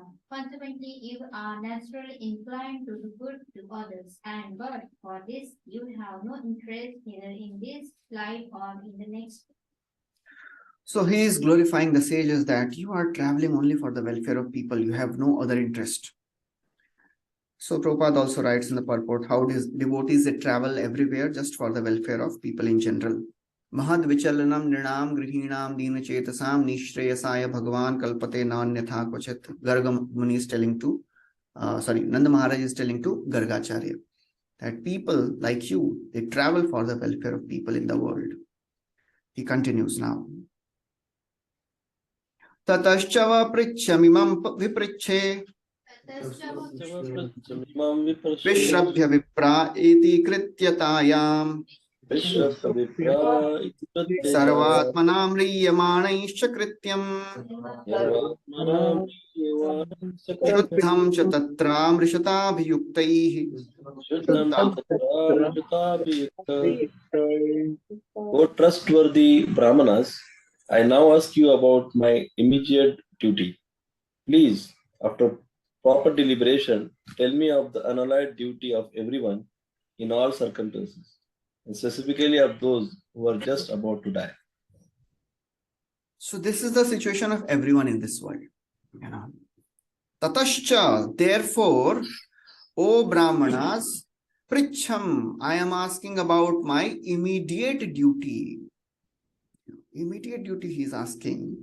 Vishribhya, you are trustworthy, therefore I am asking what is my immediate duty and what is the duty of everyone. Sarvatmana mriyamani, those who are about to die. Please think and tell me. Tatra mrishatabhyuktai. Please do the vimarshan. Please deliberate on this subject properly and please tell me your answer. So Chakravarti Thakur writes that there are many duties to be done in yoga or jnana, and there are many duties to be done for those who are dying. Please decide and tell me what is best for me. Kya karna hai abhi? Because there are different duties for different people. Dharmasya hi apavargasya nartho arthayopakalpate dharmasya narthasya dharma ekantasya kamo labhai sprita. Second chapter, sorry. So in that, Chakravarti Thakur writes in this verse purport, commentary, there are different dharmas for different people. Dharma of karmi is to do sense gratification. And apavarga, dharmasya hi apavarga. So what is the perfection for a karmi? Sense gratification is a dharma. So what is the perfection of karmi? How will it do maximum sense gratification? By going to heaven. Heavenly abode is a liberation. Apavarga uske liye wo hai. For a jnani and yogi, what is dharma? Dharma is to cultivate knowledge and to practice yama niyam asan pranayam. And the apavarga is liberation. What is the dharma of a devotee? That is the apavarga. Dharma is shravanam kirtanam, the path. And apavarga is service of Krishna. So therefore he is saying, mere liye kya duty hai, please tell me. Because there are many paths. So Jnanis ke liye alag hai, yogis ke liye alag. So what is my duty? So please tell me. So that's how he is putting two questions in front of the sages. First question, what is duty for everyone in all circumstances? And second question, what is the specific duty of one who is to die very shortly? Prabhupada is writing. Out of the two, the question relating to the dying man is most important, because everyone is a dying man, either very shortly or after 100 years. So one time Prabhupada was asked by one reporter, Swamiji, in your society, all young men are there. Generally, in other religious organizations, we see old men are joining. Why in your society, all young men are joining? Prabhupada said, what is the definition of an old person? Who is old? So he was not able to say anything. Prabhupada said, proximity to death means that is an old person. So I am a 70 years old man and you may be 30 years old. But can you tell me that I will die earlier than you? You may die earlier than me. That means you are more closer to death. You are more old. So therefore, everybody is destined to die today or tomorrow. So therefore, it is the most important question. And then Prabhupada writes, practically the whole Bhagavatam is answer to these two questions. What is the duty of everyone in all circumstances, and what is the duty of a person who is about to die? The conclusion arrived at thereof is that devotional service to the Lord, as confirmed by the Lord, is the last word in relation to everyone's permanent duty. Prabhupada is not waiting. Abhi pura aage padha nahi to. Abhi somebody is reading this question and he theek hai, mood nahi ho raha hai, I'll read later. And he never goes to the second canto to find the answer. So Prabhupada doesn't wait. He knows the Kali Yuga people. Aage padhenge ki nahi malum nahi. I will give the answer in this purport only. The permanent duty of everyone is to render devotional service. And Maharaj Parikshit was already aware. But he wanted the great sages assembled there to unanimously give their verdict on his conviction.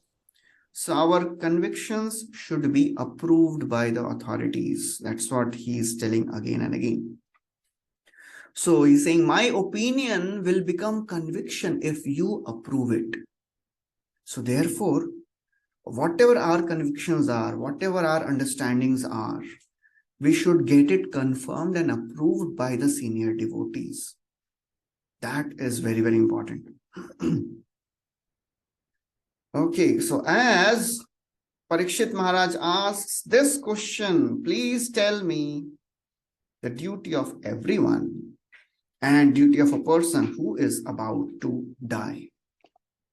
So all the sages who have assembled there, they are not pure devotees of the Lord.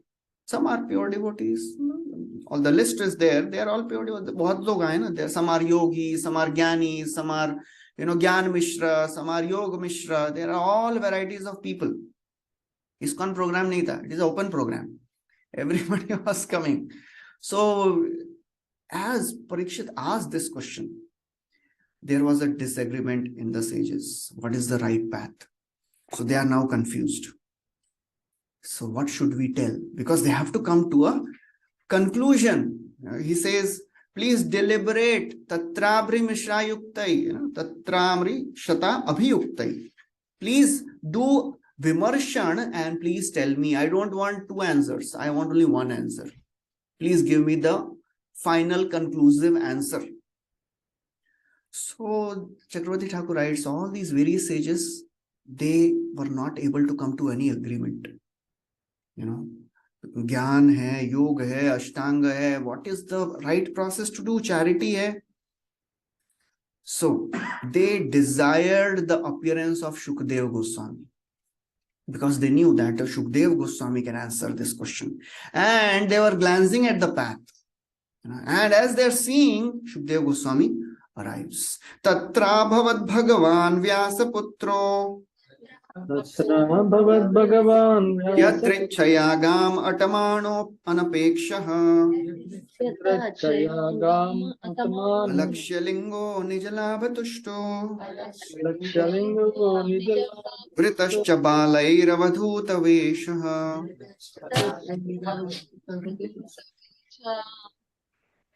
At that moment, there appeared the powerful son of Vyasdeva, who traveled over the earth, disinterested and satisfied with himself. He did not manifest any symptoms of belonging to any social order or status of life. He was surrounded with women and children, and he dressed as if others had neglected him. Tatra abhavat, there appeared Bhagavan Vyasputra, most powerful son of Vyasdev. Yadrichaya, this word comes many times. Yadrichaya. What is the meaning? Yadrichaya? Out of his own accord. Yadricha labha santushto, Bhagavad Gita. So whenever somebody arrives on his own, without even inviting him, no phone calls made. Abhi aajo, please come. Parikshit Maharaj is asking a question we are not able to answer. No. On his own. Yadrichaya gam atamano anapeksha. He was traveling all over the earth, disinterested. Tasya putro mahayogi samadrin nirvikalpakaha ekantmatir unnidro gudho mudha iveyate. 4th chapter. The sages are asking Sud Goswami, please tell us about Shukdev Goswami. Tasya putro mahayogi. He's a great yogi. Samadrik, equipoised. Nirvikalpakaha, no duality. Ekantamati, absorbed in monism. Unnidra, given up all sleeping. Gudho mudha iveyate. He was looking like a madman. Not wearing anything. So that's how. Alakshyalingo, he was satisfied with himself. Nijalabhatushto, he did not manifest any symptoms of belonging to status of life. He was not wearing Brahman thread. Not initiated. Vritascha balai, and when a person looks like a madman, generally he is surrounded by children and they make fun of him. So all these children and women, they were making fun of Shukdev Goswami. So Prabhupada writes about Bhagavan. Why he is called as Bhagavan? Shukdev Goswami is not Bhagavan. Why is called as Bhagavan? Prabhupada writes, Bhagavan is sometimes used in relation with some of the great devotees of the Lord. And then he describes some of the qualities. They are disinterested. Shukdev Goswami never accepted any formal spiritual master. Vyasdev was his natural spiritual master. Shukdev Goswami heard Bhagavatam from him and he was completely satisfied.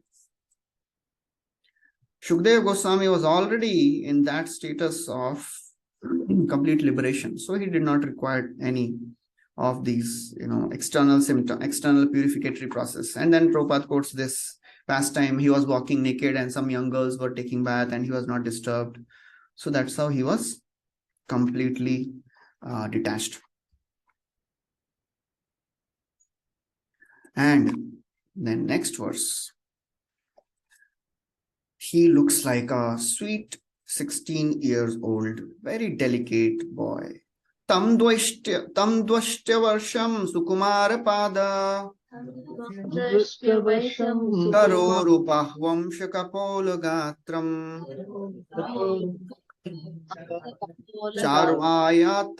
charu ayatak Shunasatulya Karna Suprananam Kumbu Sujata Kantham.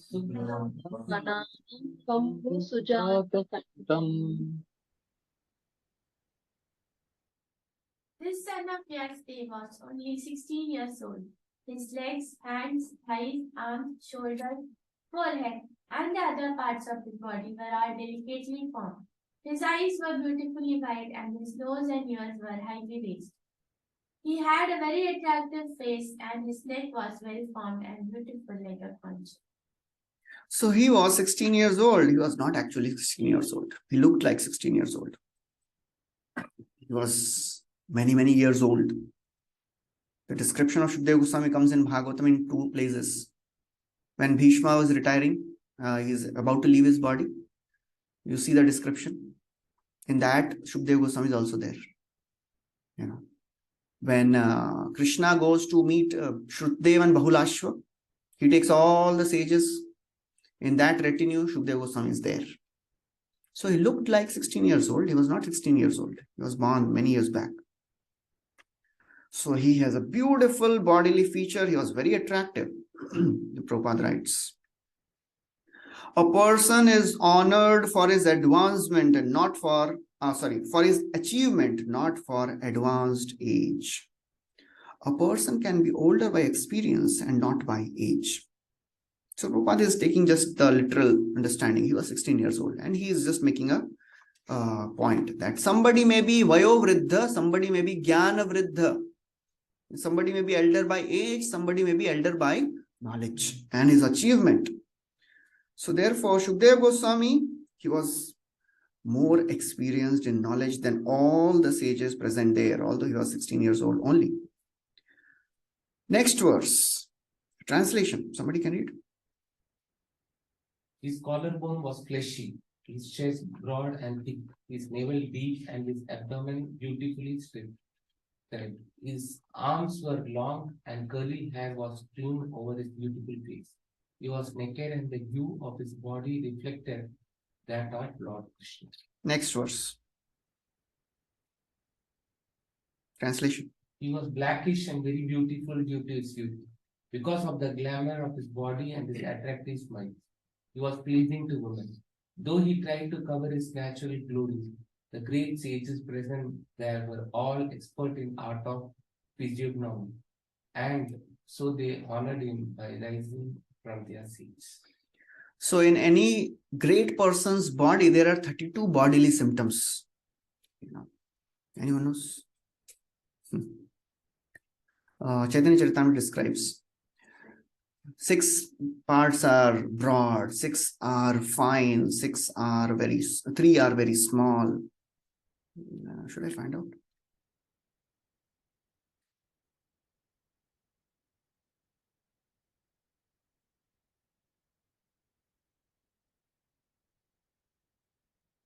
AC is okay. Yeah, so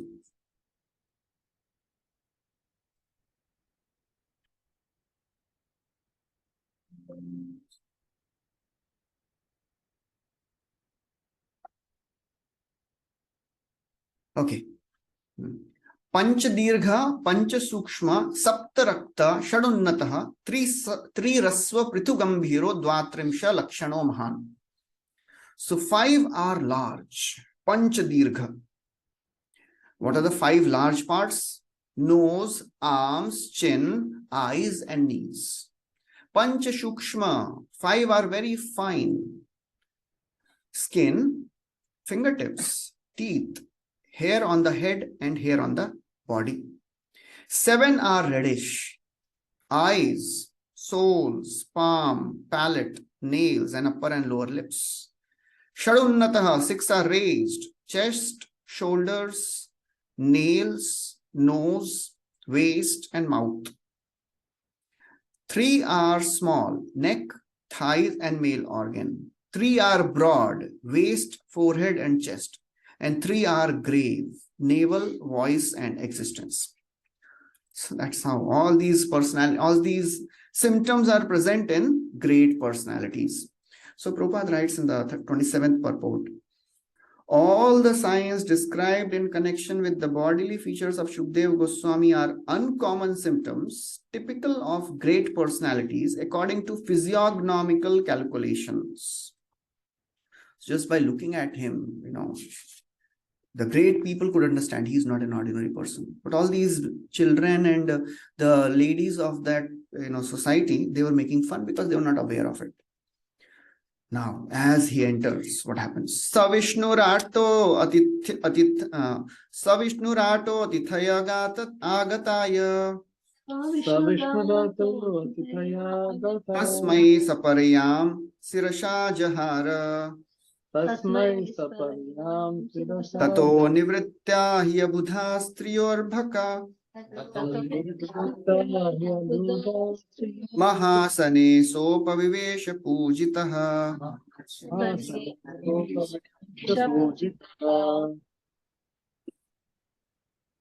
Maharaj Parikshit, who is also known as Vishnu Ratha, one who is always protected by Vishnu, bowed his head to receive the chief guest Sukadeva Goswami. At that time, all the ignorant women and boys seized following Srila Sukadeva Goswami, received respect from all.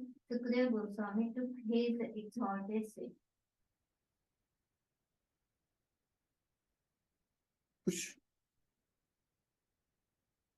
Receiving respect from all, Shukadeva Goswami took his exalted.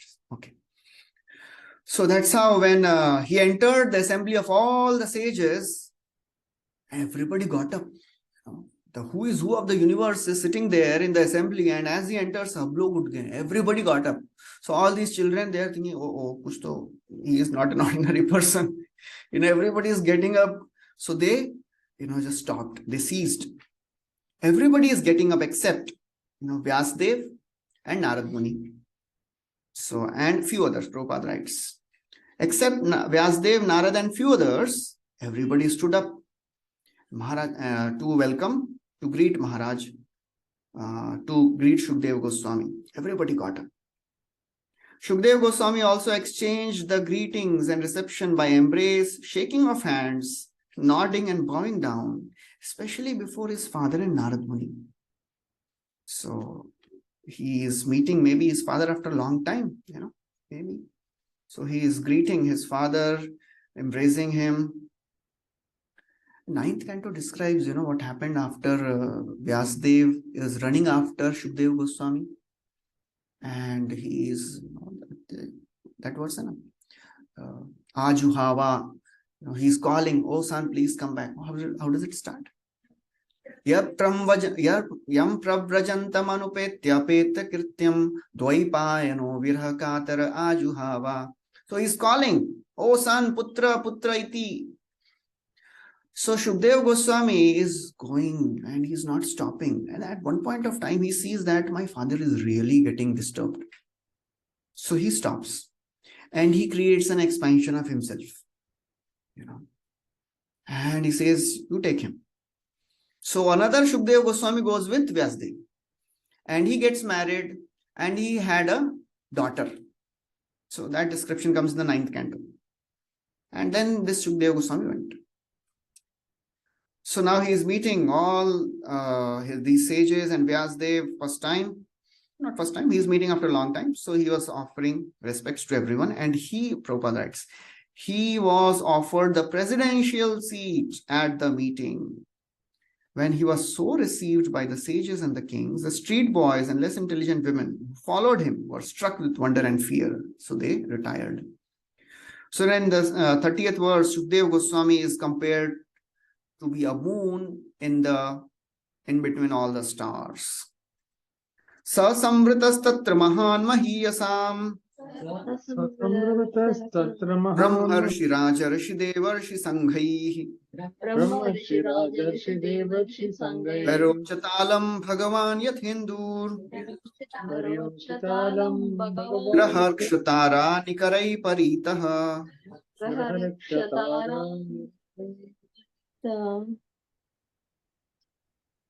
Shukdev Goswami was then surrounded by saintly sages and demigods, just as the moon is surrounded by stars, planets, and other heavenly bodies.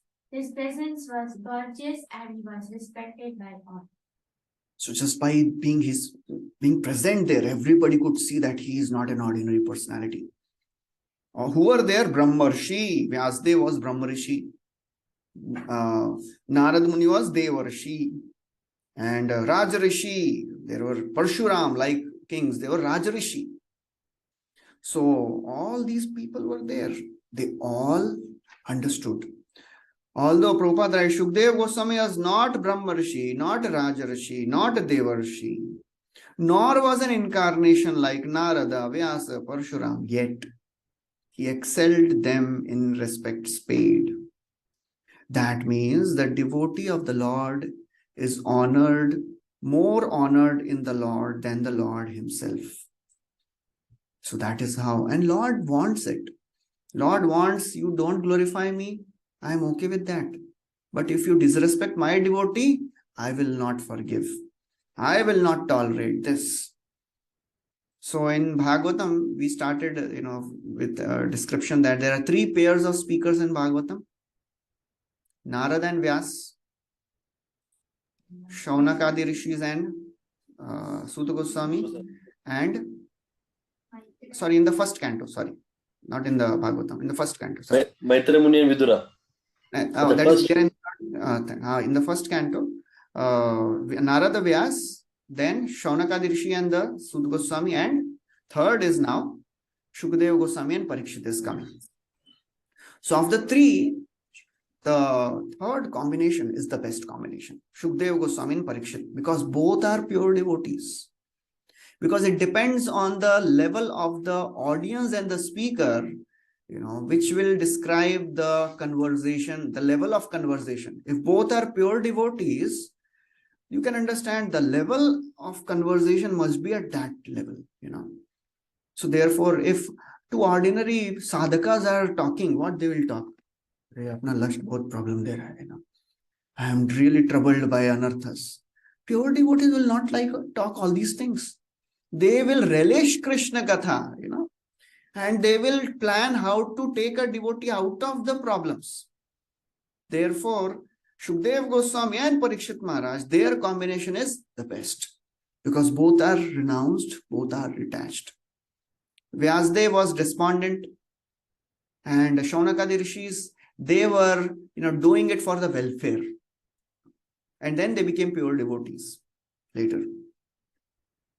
So that's how all these sages, they are respecting Shukdev Goswami. He is glorified and respected by everyone. Now, he sat on the asana. Next verse describes Prashantamasi Namakuntha Medhasam Munim Nipo Bhagavat Abhyupetya Pranamya murdhna bhupahita kritanjali Natva gira sunritayan vaprichat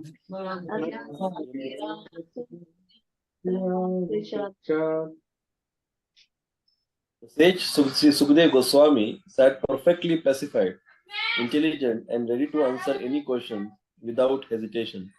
The great devotee Maharaj Parishit approached him, offered his respects by bowing before him, and politely inquired with sweet words and folded hands. Okay, so the great Shukdev Goswami, he was sitting, prashantam, peacefully he is sitting, without any hesitation, So this peace comes when a person who is sitting and asking a question and is giving answers, he knows, जो भी पूछेंगे सब आता है मेरे को, So वो tension में नहीं रहता है, So therefore Shukdev Goswami is completely peaceful, satisfied, prashantam asinam, kuch bhi pucho, I know everything. So therefore he is peacefully sitting without any ready to answer, without hesitation. Some people are so expert before even audience, they complete the question, they give the answer.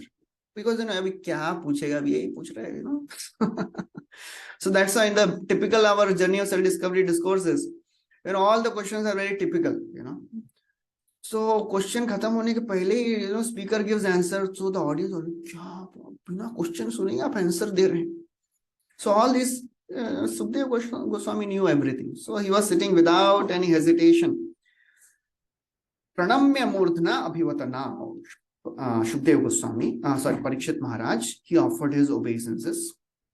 Pranamya. And he, in a sweet voice, he inquired.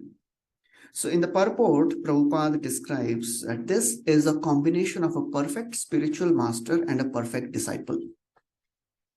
Because Prabhupada writes, just a minute.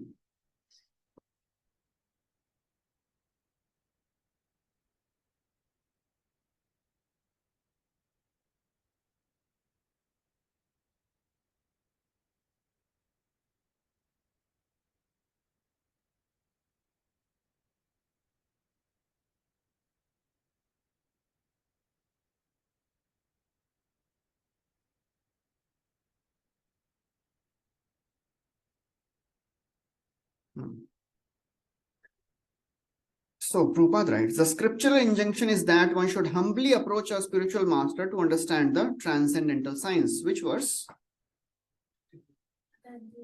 Tadvidhi pranipatena. One should humbly approach.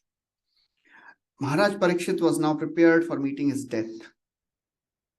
And within very short time, he was to know the process of entering the kingdom of God. In such important cases, one is required to approach a spiritual master. There is no necessity of approaching a spiritual master unless one is in need of solving the problems of life. One who does not know how to solve questions, how to put questions before spiritual master has no business seeing him. Spiritual master is not another feather in the cap. I have also a guru.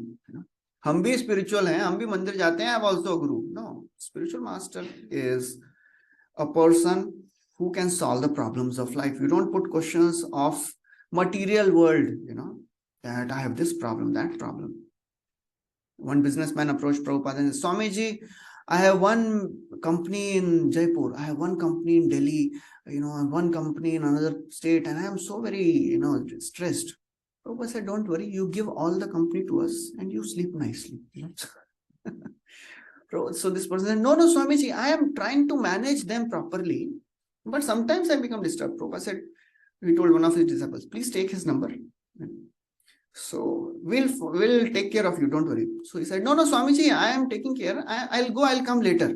No, please tell us the number, So Prabhupada was like, very different. He would deal differently with different people. So one who does not know how to put questions, in 4.34, Prabhupada writes a wonderful line. Blind following and absurd inquiries are condemned. You should not ask absurd questions. and blind following. You should ask only that is very, very relevant. And the qualification of spiritual master is perfectly manifested in person of Shukdev Goswami. Both spiritual master and disciple, namely Shukdev Goswami and Parikshit, attained perfection through the medium of Srimad Bhagvatam.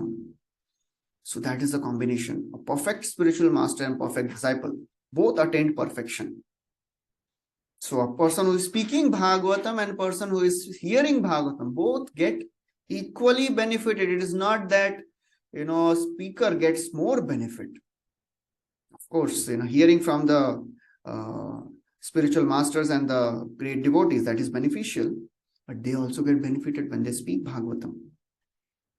Okay, now, after Parikshit Maharaj, Shukdev Goswami sat down. Parikshit Maharaj is now offering his respects.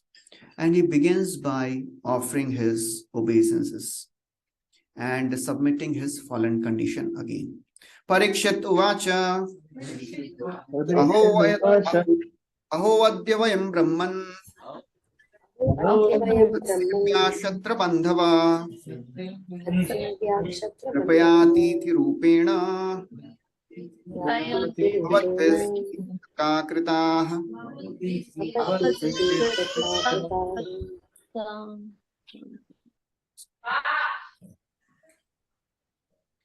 Translation. The fortunate King Parikshit said, O Brahmana, by your mercy only you have sanctified us, making us like unto places of pilgrimage. All by your presence here as my guest, by your mercy, we who are but unworthy royalty become eligible to serve the devotees. So again, he is speaking the same thing as he spoke to all these sages. So, Aho Adya Vayam Brahman, O Brahmana, today, Satsevya Kshatra Bandhava, although we are unworthy royalty, Kshatra Bandhava, but we have become eligible to serve the devotees. Satsevya, although we are unqualified, still getting a chance to serve the devotees. By your mercy, Kripaya, by your mercy, you have appeared as Atithi Rupena, you have appeared as guest. Bhavadbhi Tirthaka Krita. By your mercy, you have sanctified us, making us, like unto the places of pilgrimage. So that's how a devotee never feels qualified. So Prabhupada writes, for a devotee who desires to go back to Godhead, two things are prohibited, worldly enjoyers and women. Thus, therefore, devotees of the standard of Shukdev Goswami are never interested in seeing kings. Maharaj Parikshit was a different case. He was a great devotee. And therefore, Shukdev Goswami came to see him in the last stage of his life. So therefore, he is submitting his, humble appeal. So although, devotees, they feel themselves disqualified to accept the mercy of the Lord, but still they accept because he thinks that Krishna's mercy is greater than his disqualification. Although I am not qualified for this mercy, but because Krishna is so merciful, that's why I will accept this mercy. Otherwise, who am I? And I am so fallen, I don't deserve all this, but still, Krishna is merciful, therefore I'll accept it. Now, he's speaking a very beautiful verse, though 2-3 verses are very beautiful. Yesham samsmaranat pumsam sadhya shuddhanti vaigrihat kim punardarshan sparsha pada shauchasanadibihi. Simply by our remembering you, our houses become instantly sanctified. And what to speak of seeing you, touching you, washing your holy feet, and offering you a seat in your home. Yesham samsparana, just by remembering you, one gets purified along with the home. Sadhya, immediately. Shuddhanti vaigriha. His home becomes purified by remembering a devotee. Kimpunar, what to speak of? Darshan, sparsha, pada sauchasnadibi. So it looks far out, right? मतलब खाली सोचने से, खाली स्मरण करने से we get purified. So actually that is the case. If we have that faith, we will be purified. Many times we doubt it. इनको स्मरण करने से just by remembering this devotee will get purified. But that's the power of devotees. Gangara parasha hoile paschate pavan darshane pavitra karo ei tumhara gun. In the 12th canto, the story comes where Lord Shiva is meeting. Lord Shiva and Parvati is flying, and they see Markandeya Muni doing tapasya. Parvati tells to Lord Shiva, "Arey jao thoda unko kripa do na. Please show mercy to this person. He's such a great sadhu, great sage."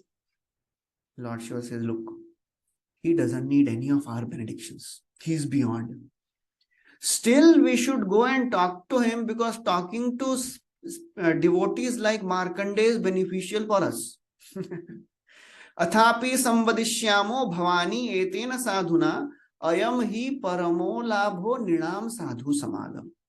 Still we will talk, oh Bhavani, we will go and talk to this devotee, because ayam hi paramo labho, talking to these devotees, they are beneficial for people like us. Shivji bol rahe hain. Vaishnavanam yatha Shambhu is speaking like this. So there also he speaks the same verse. Nahi ammayani tirthani na deva chetanojita te punanti urukalena yuyam darshana matrata. Going to the pilgrimage places, taking darshan of the deities of the Lord, don't purify like a devotee purifies. They also purify in a different way. Devotee भी बहुत purification करते हैं ना. Okay.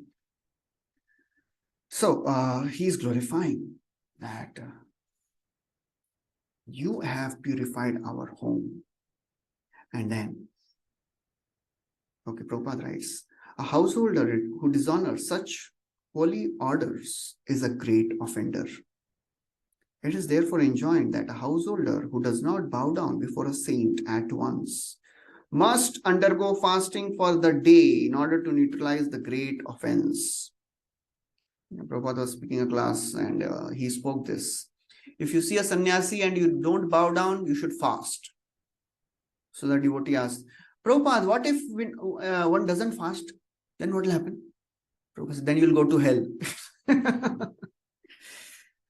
So we have to offer respects. Next verse. Sannidhyate mahayogin patakani mahantyapi satyo nashyanti vaipumsam vishnoriva suretaraha.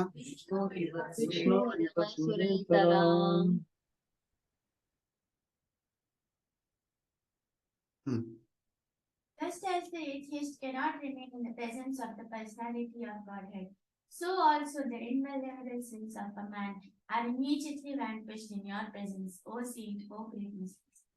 Vishnoriva suretara, just like atheist, itara, sura means those who believe in God. Itara means those who don't believe in God. Vishnoriva suretara, just like atheist cannot remain in the presence of the Lord.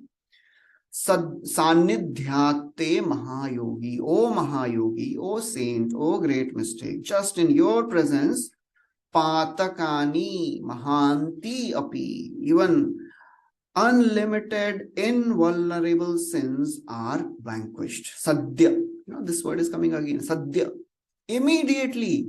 Sadhya nashyanti, immediately one gets purified. So that is a pure devotee. So Parikshit Maharaj is not, purified now. He is already a pure devotee. He is always having Krishna in his mind. When Shukadeva Goswami is describing the story of Putana, as Putana is entering Gokula, Putana, like Sakhechari, Ekadotpatya, Putana, Nanda Gokulam. Putana is entering the Nanda Gokul. So Parikshit Maharaj becomes disturbed. He's anxious. Ab kya hoga? As if he doesn't know. So Shukadeva Goswami, he notices the change of emotions on the face of Parikshit. And he says, Are Nayatra Shravanadini Rakshognani Swakarmasu Kurvanti Satvatam Bhartu Yatu Dhanish Tatri. Wherever the names of the Lord are chanted, there are no inauspicious things. Lord is himself there. How can anything inauspicious happen? So he is already a pure devotee, just like Kulakshekar Maharaj, we know the story. He heard Ramayana, Akraman karo, and everybody's thinking, Kidhar Akraman karna hai abhi? Kya kare? So that's how pure devotees are. So he is already pure, but out of his humility, he is presenting like this. Prabhupada writes, last few lines. It is said that a ghost cannot remain as soon as the holy name of the Lord is chanted. So Prabhupada was in London, and they had acquired a place. It was earlier a crematorium. They made it into a temple, graveyard, usko temple bana diya. So devotees were getting all nightmares, and there were ghosts walking by, and so they complained to Prabhupada, Prabhupada, we cannot stay here. This is a very dangerous place. Prabhupada said, don't worry, you all chant, and I'll also join you. So one evening they all planned, and everybody was doing kirtan, and Prabhupada was walking, doing kirtan with his stick, and sometimes he would just with his stick hit some of the walls and some of the doors, and then after the kirtan was over, and Prabhupada said, I have driven all the ghosts away, don't worry, and after that the ghosts didn't trouble. So ghosts cannot remain as soon as the holy name of the Lord is chanted. The great saints and the devotees are in the list of his paraphernalia. And as soon as a saintly devotee is present, the ghostly sins are at once vanquished.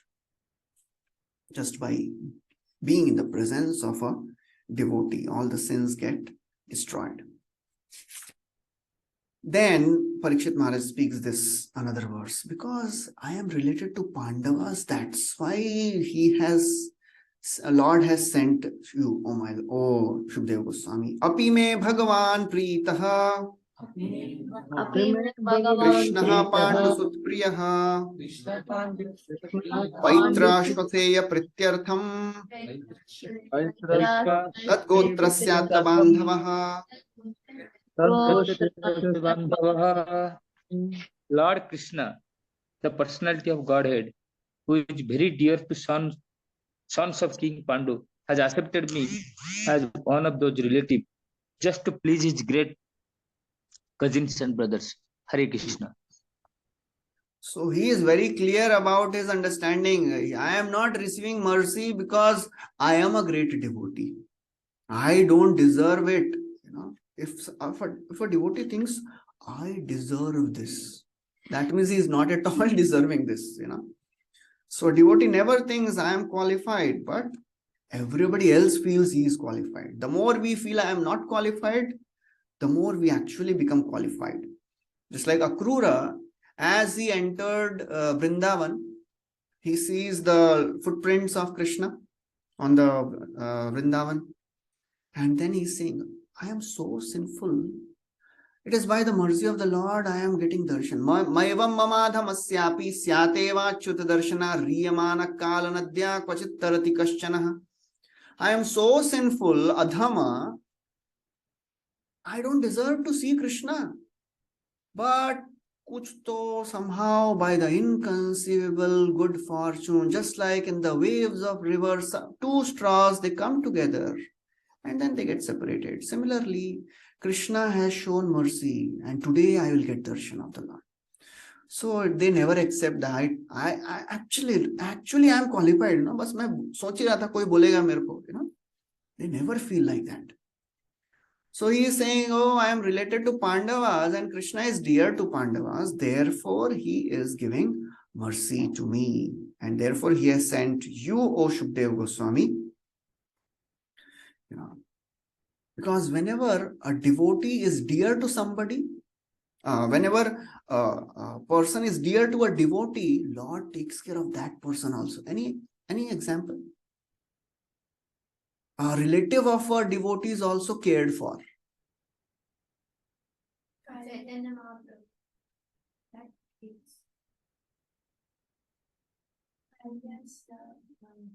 Okay, that is also there.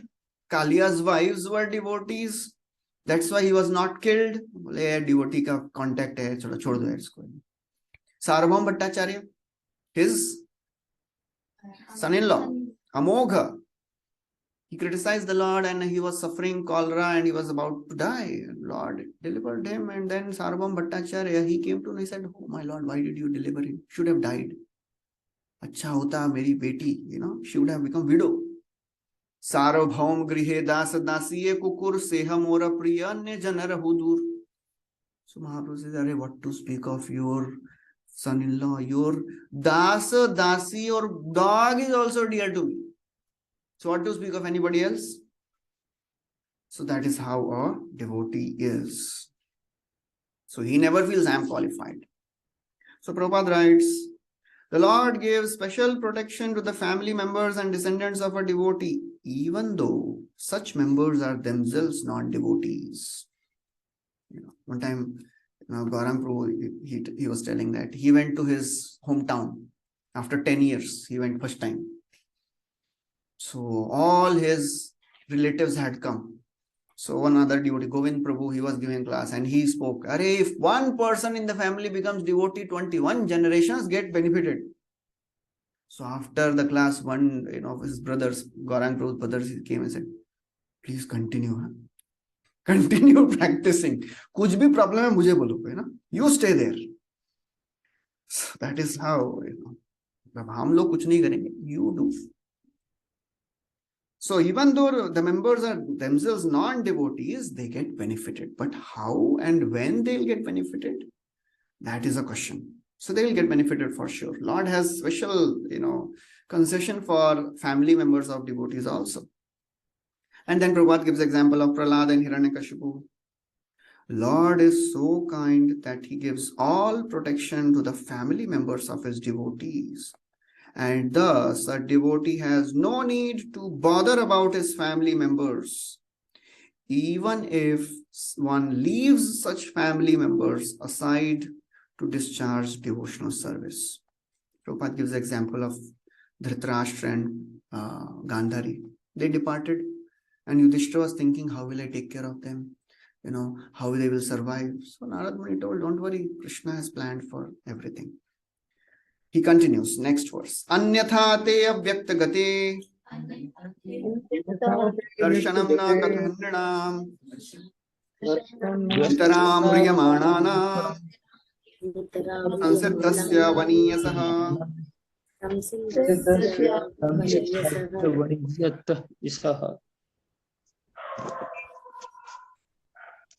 Otherwise, without being inspired by Lord Krishna, how is it that you have voluntarily appeared here? Though you are moving incognito to the common man and are not visible to us, who are on the verge of death.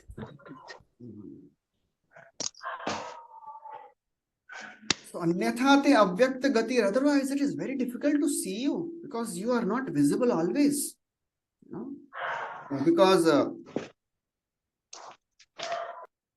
Parikshit Maharaj would stay at a place for how much time? Until the cow is... Shukdev Goswami. Until for the time of milking a cow. So it was just a way of telling. It was not that Shukdev Goswami was waiting when he'll milk the cow. Utne samay I'll wait. No, it is just a conventional way of telling a unit of time. Just like if somebody is staying in Natasha Park or Shanti nearby and he has to go to station. So if you walk, how long it takes? Or if you are going by auto rickshaw, it takes 20 minutes walk. So if somebody says, "Arey, yahan se railway station ka itna hai, 3 rounds of chanting." तो 20 minute में 20 minute हो जाता है ना. So that is a conventional way of chanting. 3 round मतलब 20-25 minutes में हो जाता है.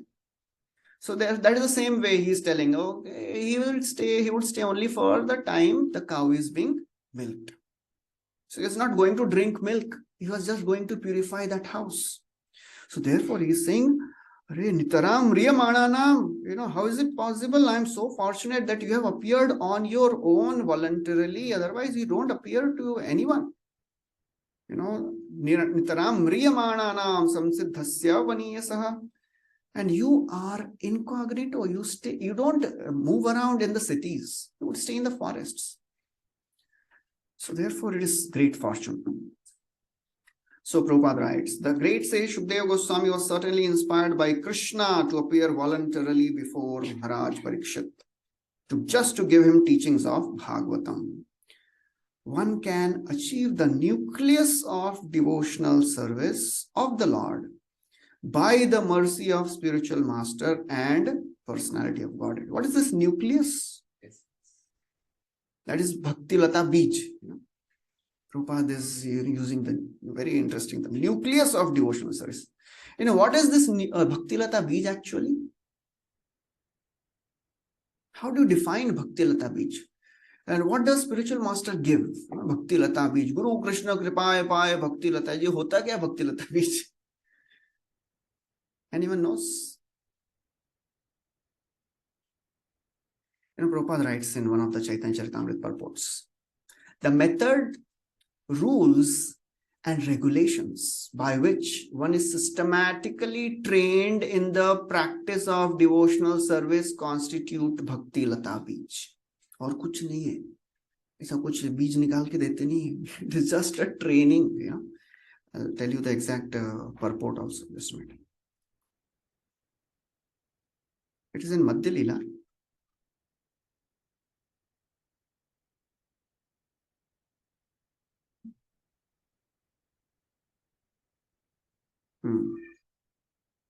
It is Madhya 19:152. Prabhupada writes in the purport. The methods, rules and regulations by which one is perfectly trained in devotional service constitute Bhakti Lata Bij.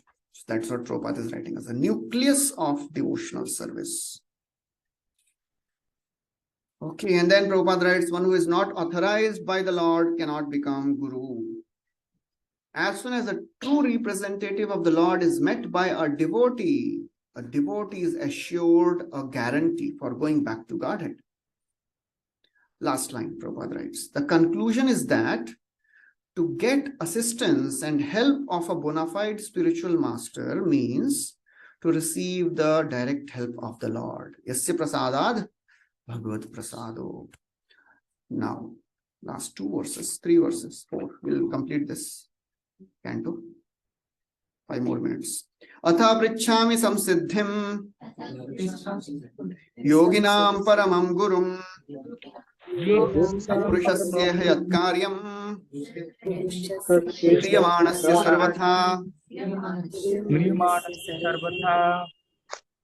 You are the spiritual master of great saints and devotees. I am therefore begging you to show the way of perfections for all persons, and especially for one who is about to die. Hare Krishna. Same question is asking again to Shukdeva Goswami. Therefore, ataha prichhami, I am asking, samsiddhim, the way of perfection.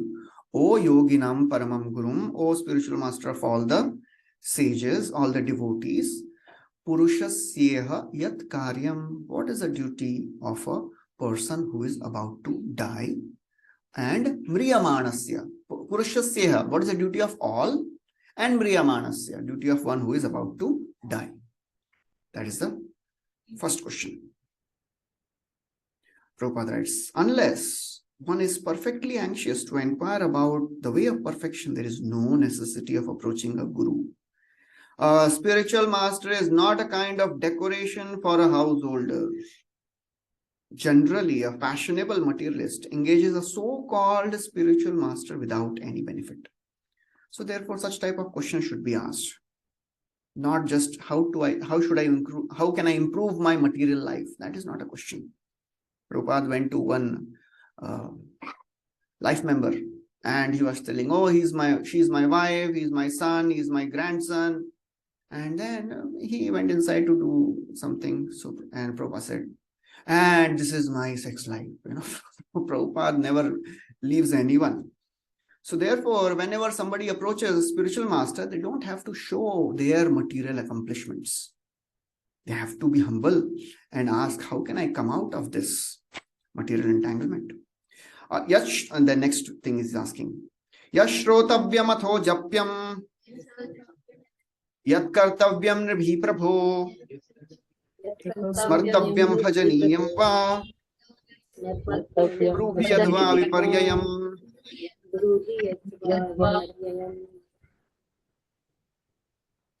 Please let me know what a man should hear, chant, remember, and worship, and also what he should not do.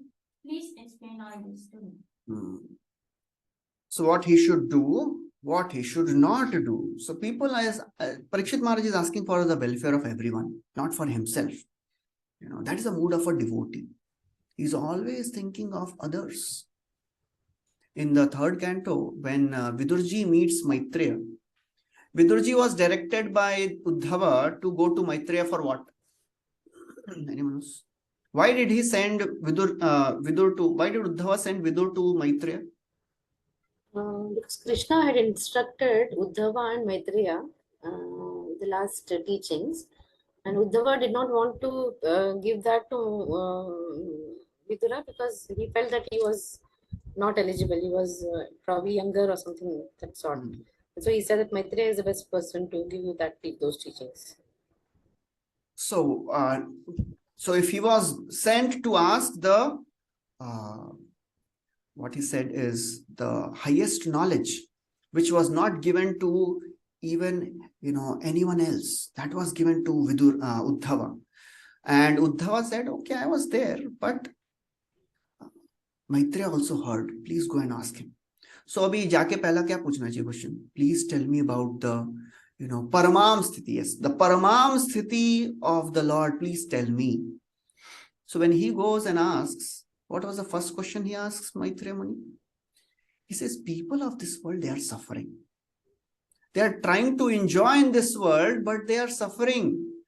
Please tell me how they will come out of this cycle of birth and death. So that is the natural outcome of a devotee. He always wants to ask for the welfare of others first.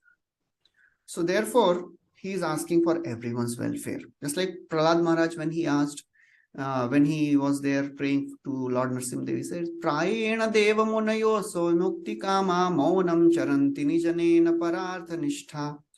People are generally interested in their own liberation, but devotees are interested in others' welfare.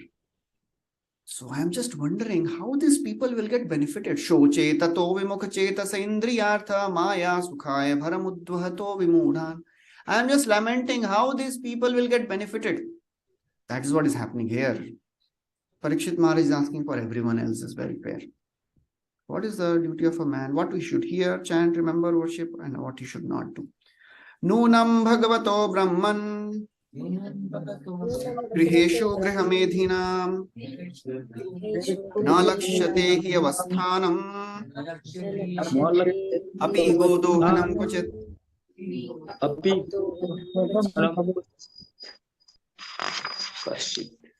Oh powerful, It is said that oh powerful Brahmana.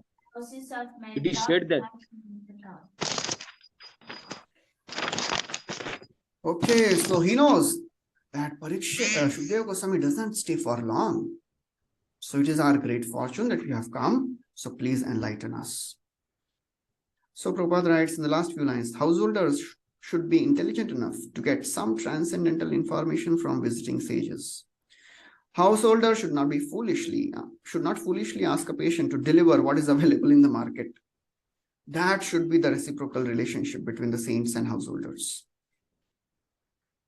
So a householder and renunciant, what is the relationship? A householder is a renunciant is only interested in delivering Krishna. He has no other business. And a householder should also ask for the same thing only. Okay, the last verse of the first canto. Suta uvacha eva abhashita prishtaha Saragyas lakshanaya gira pratyabhashat dharmagyo Bhagavan Badarayanihi. Bhagavan Badarayani. Hare Krishna. Goswami said, The king thus spoke and questioned the sage using sweet language. Then the great and powerful personality, the son of Vyasdeva, who knew the principles of religion, began his reply. Thus ends the Bhaktivedanta purports of the first canto, 19th chapter of the Srimad Bhagvatam, entitled The Appearance of Shukdev Goswami. End of the first canto. Thank you very much. Hare Krishna. Shri Prabhupada ki jai. Before you ask any questions, I have ended. Okay, thank you. Hare Krishna. So we have ended the first canto today. Any questions? Any comments? Lot of questions. You don't have the grand list of the entire canto, or no? Okay, so we'll start the second canto next Sunday. और कुछ break चाहिए बीच में? Exam will be there next Sunday, Prabhuji. हाँ, वो Hare Krishna. उसमें break नहीं है. So break nahi. Continuous chain. Okay, sir. Then 16th chapter, Prabhuji. 16th chapter, yes. Canto. Okay, so thank you very much. Hare Krishna. Thank you for tolerating me so Hare long. Krishna. Hope you will continue tolerating me. So thank you very much. Actually, Hare Krishna. Bhagavatam ki Is it jai. Hare Krishna? Yeah. Hare Krishna. Nam Pavane Dev Vaishnava Dev. अच्छा कल्पतरु कृपा सिंधु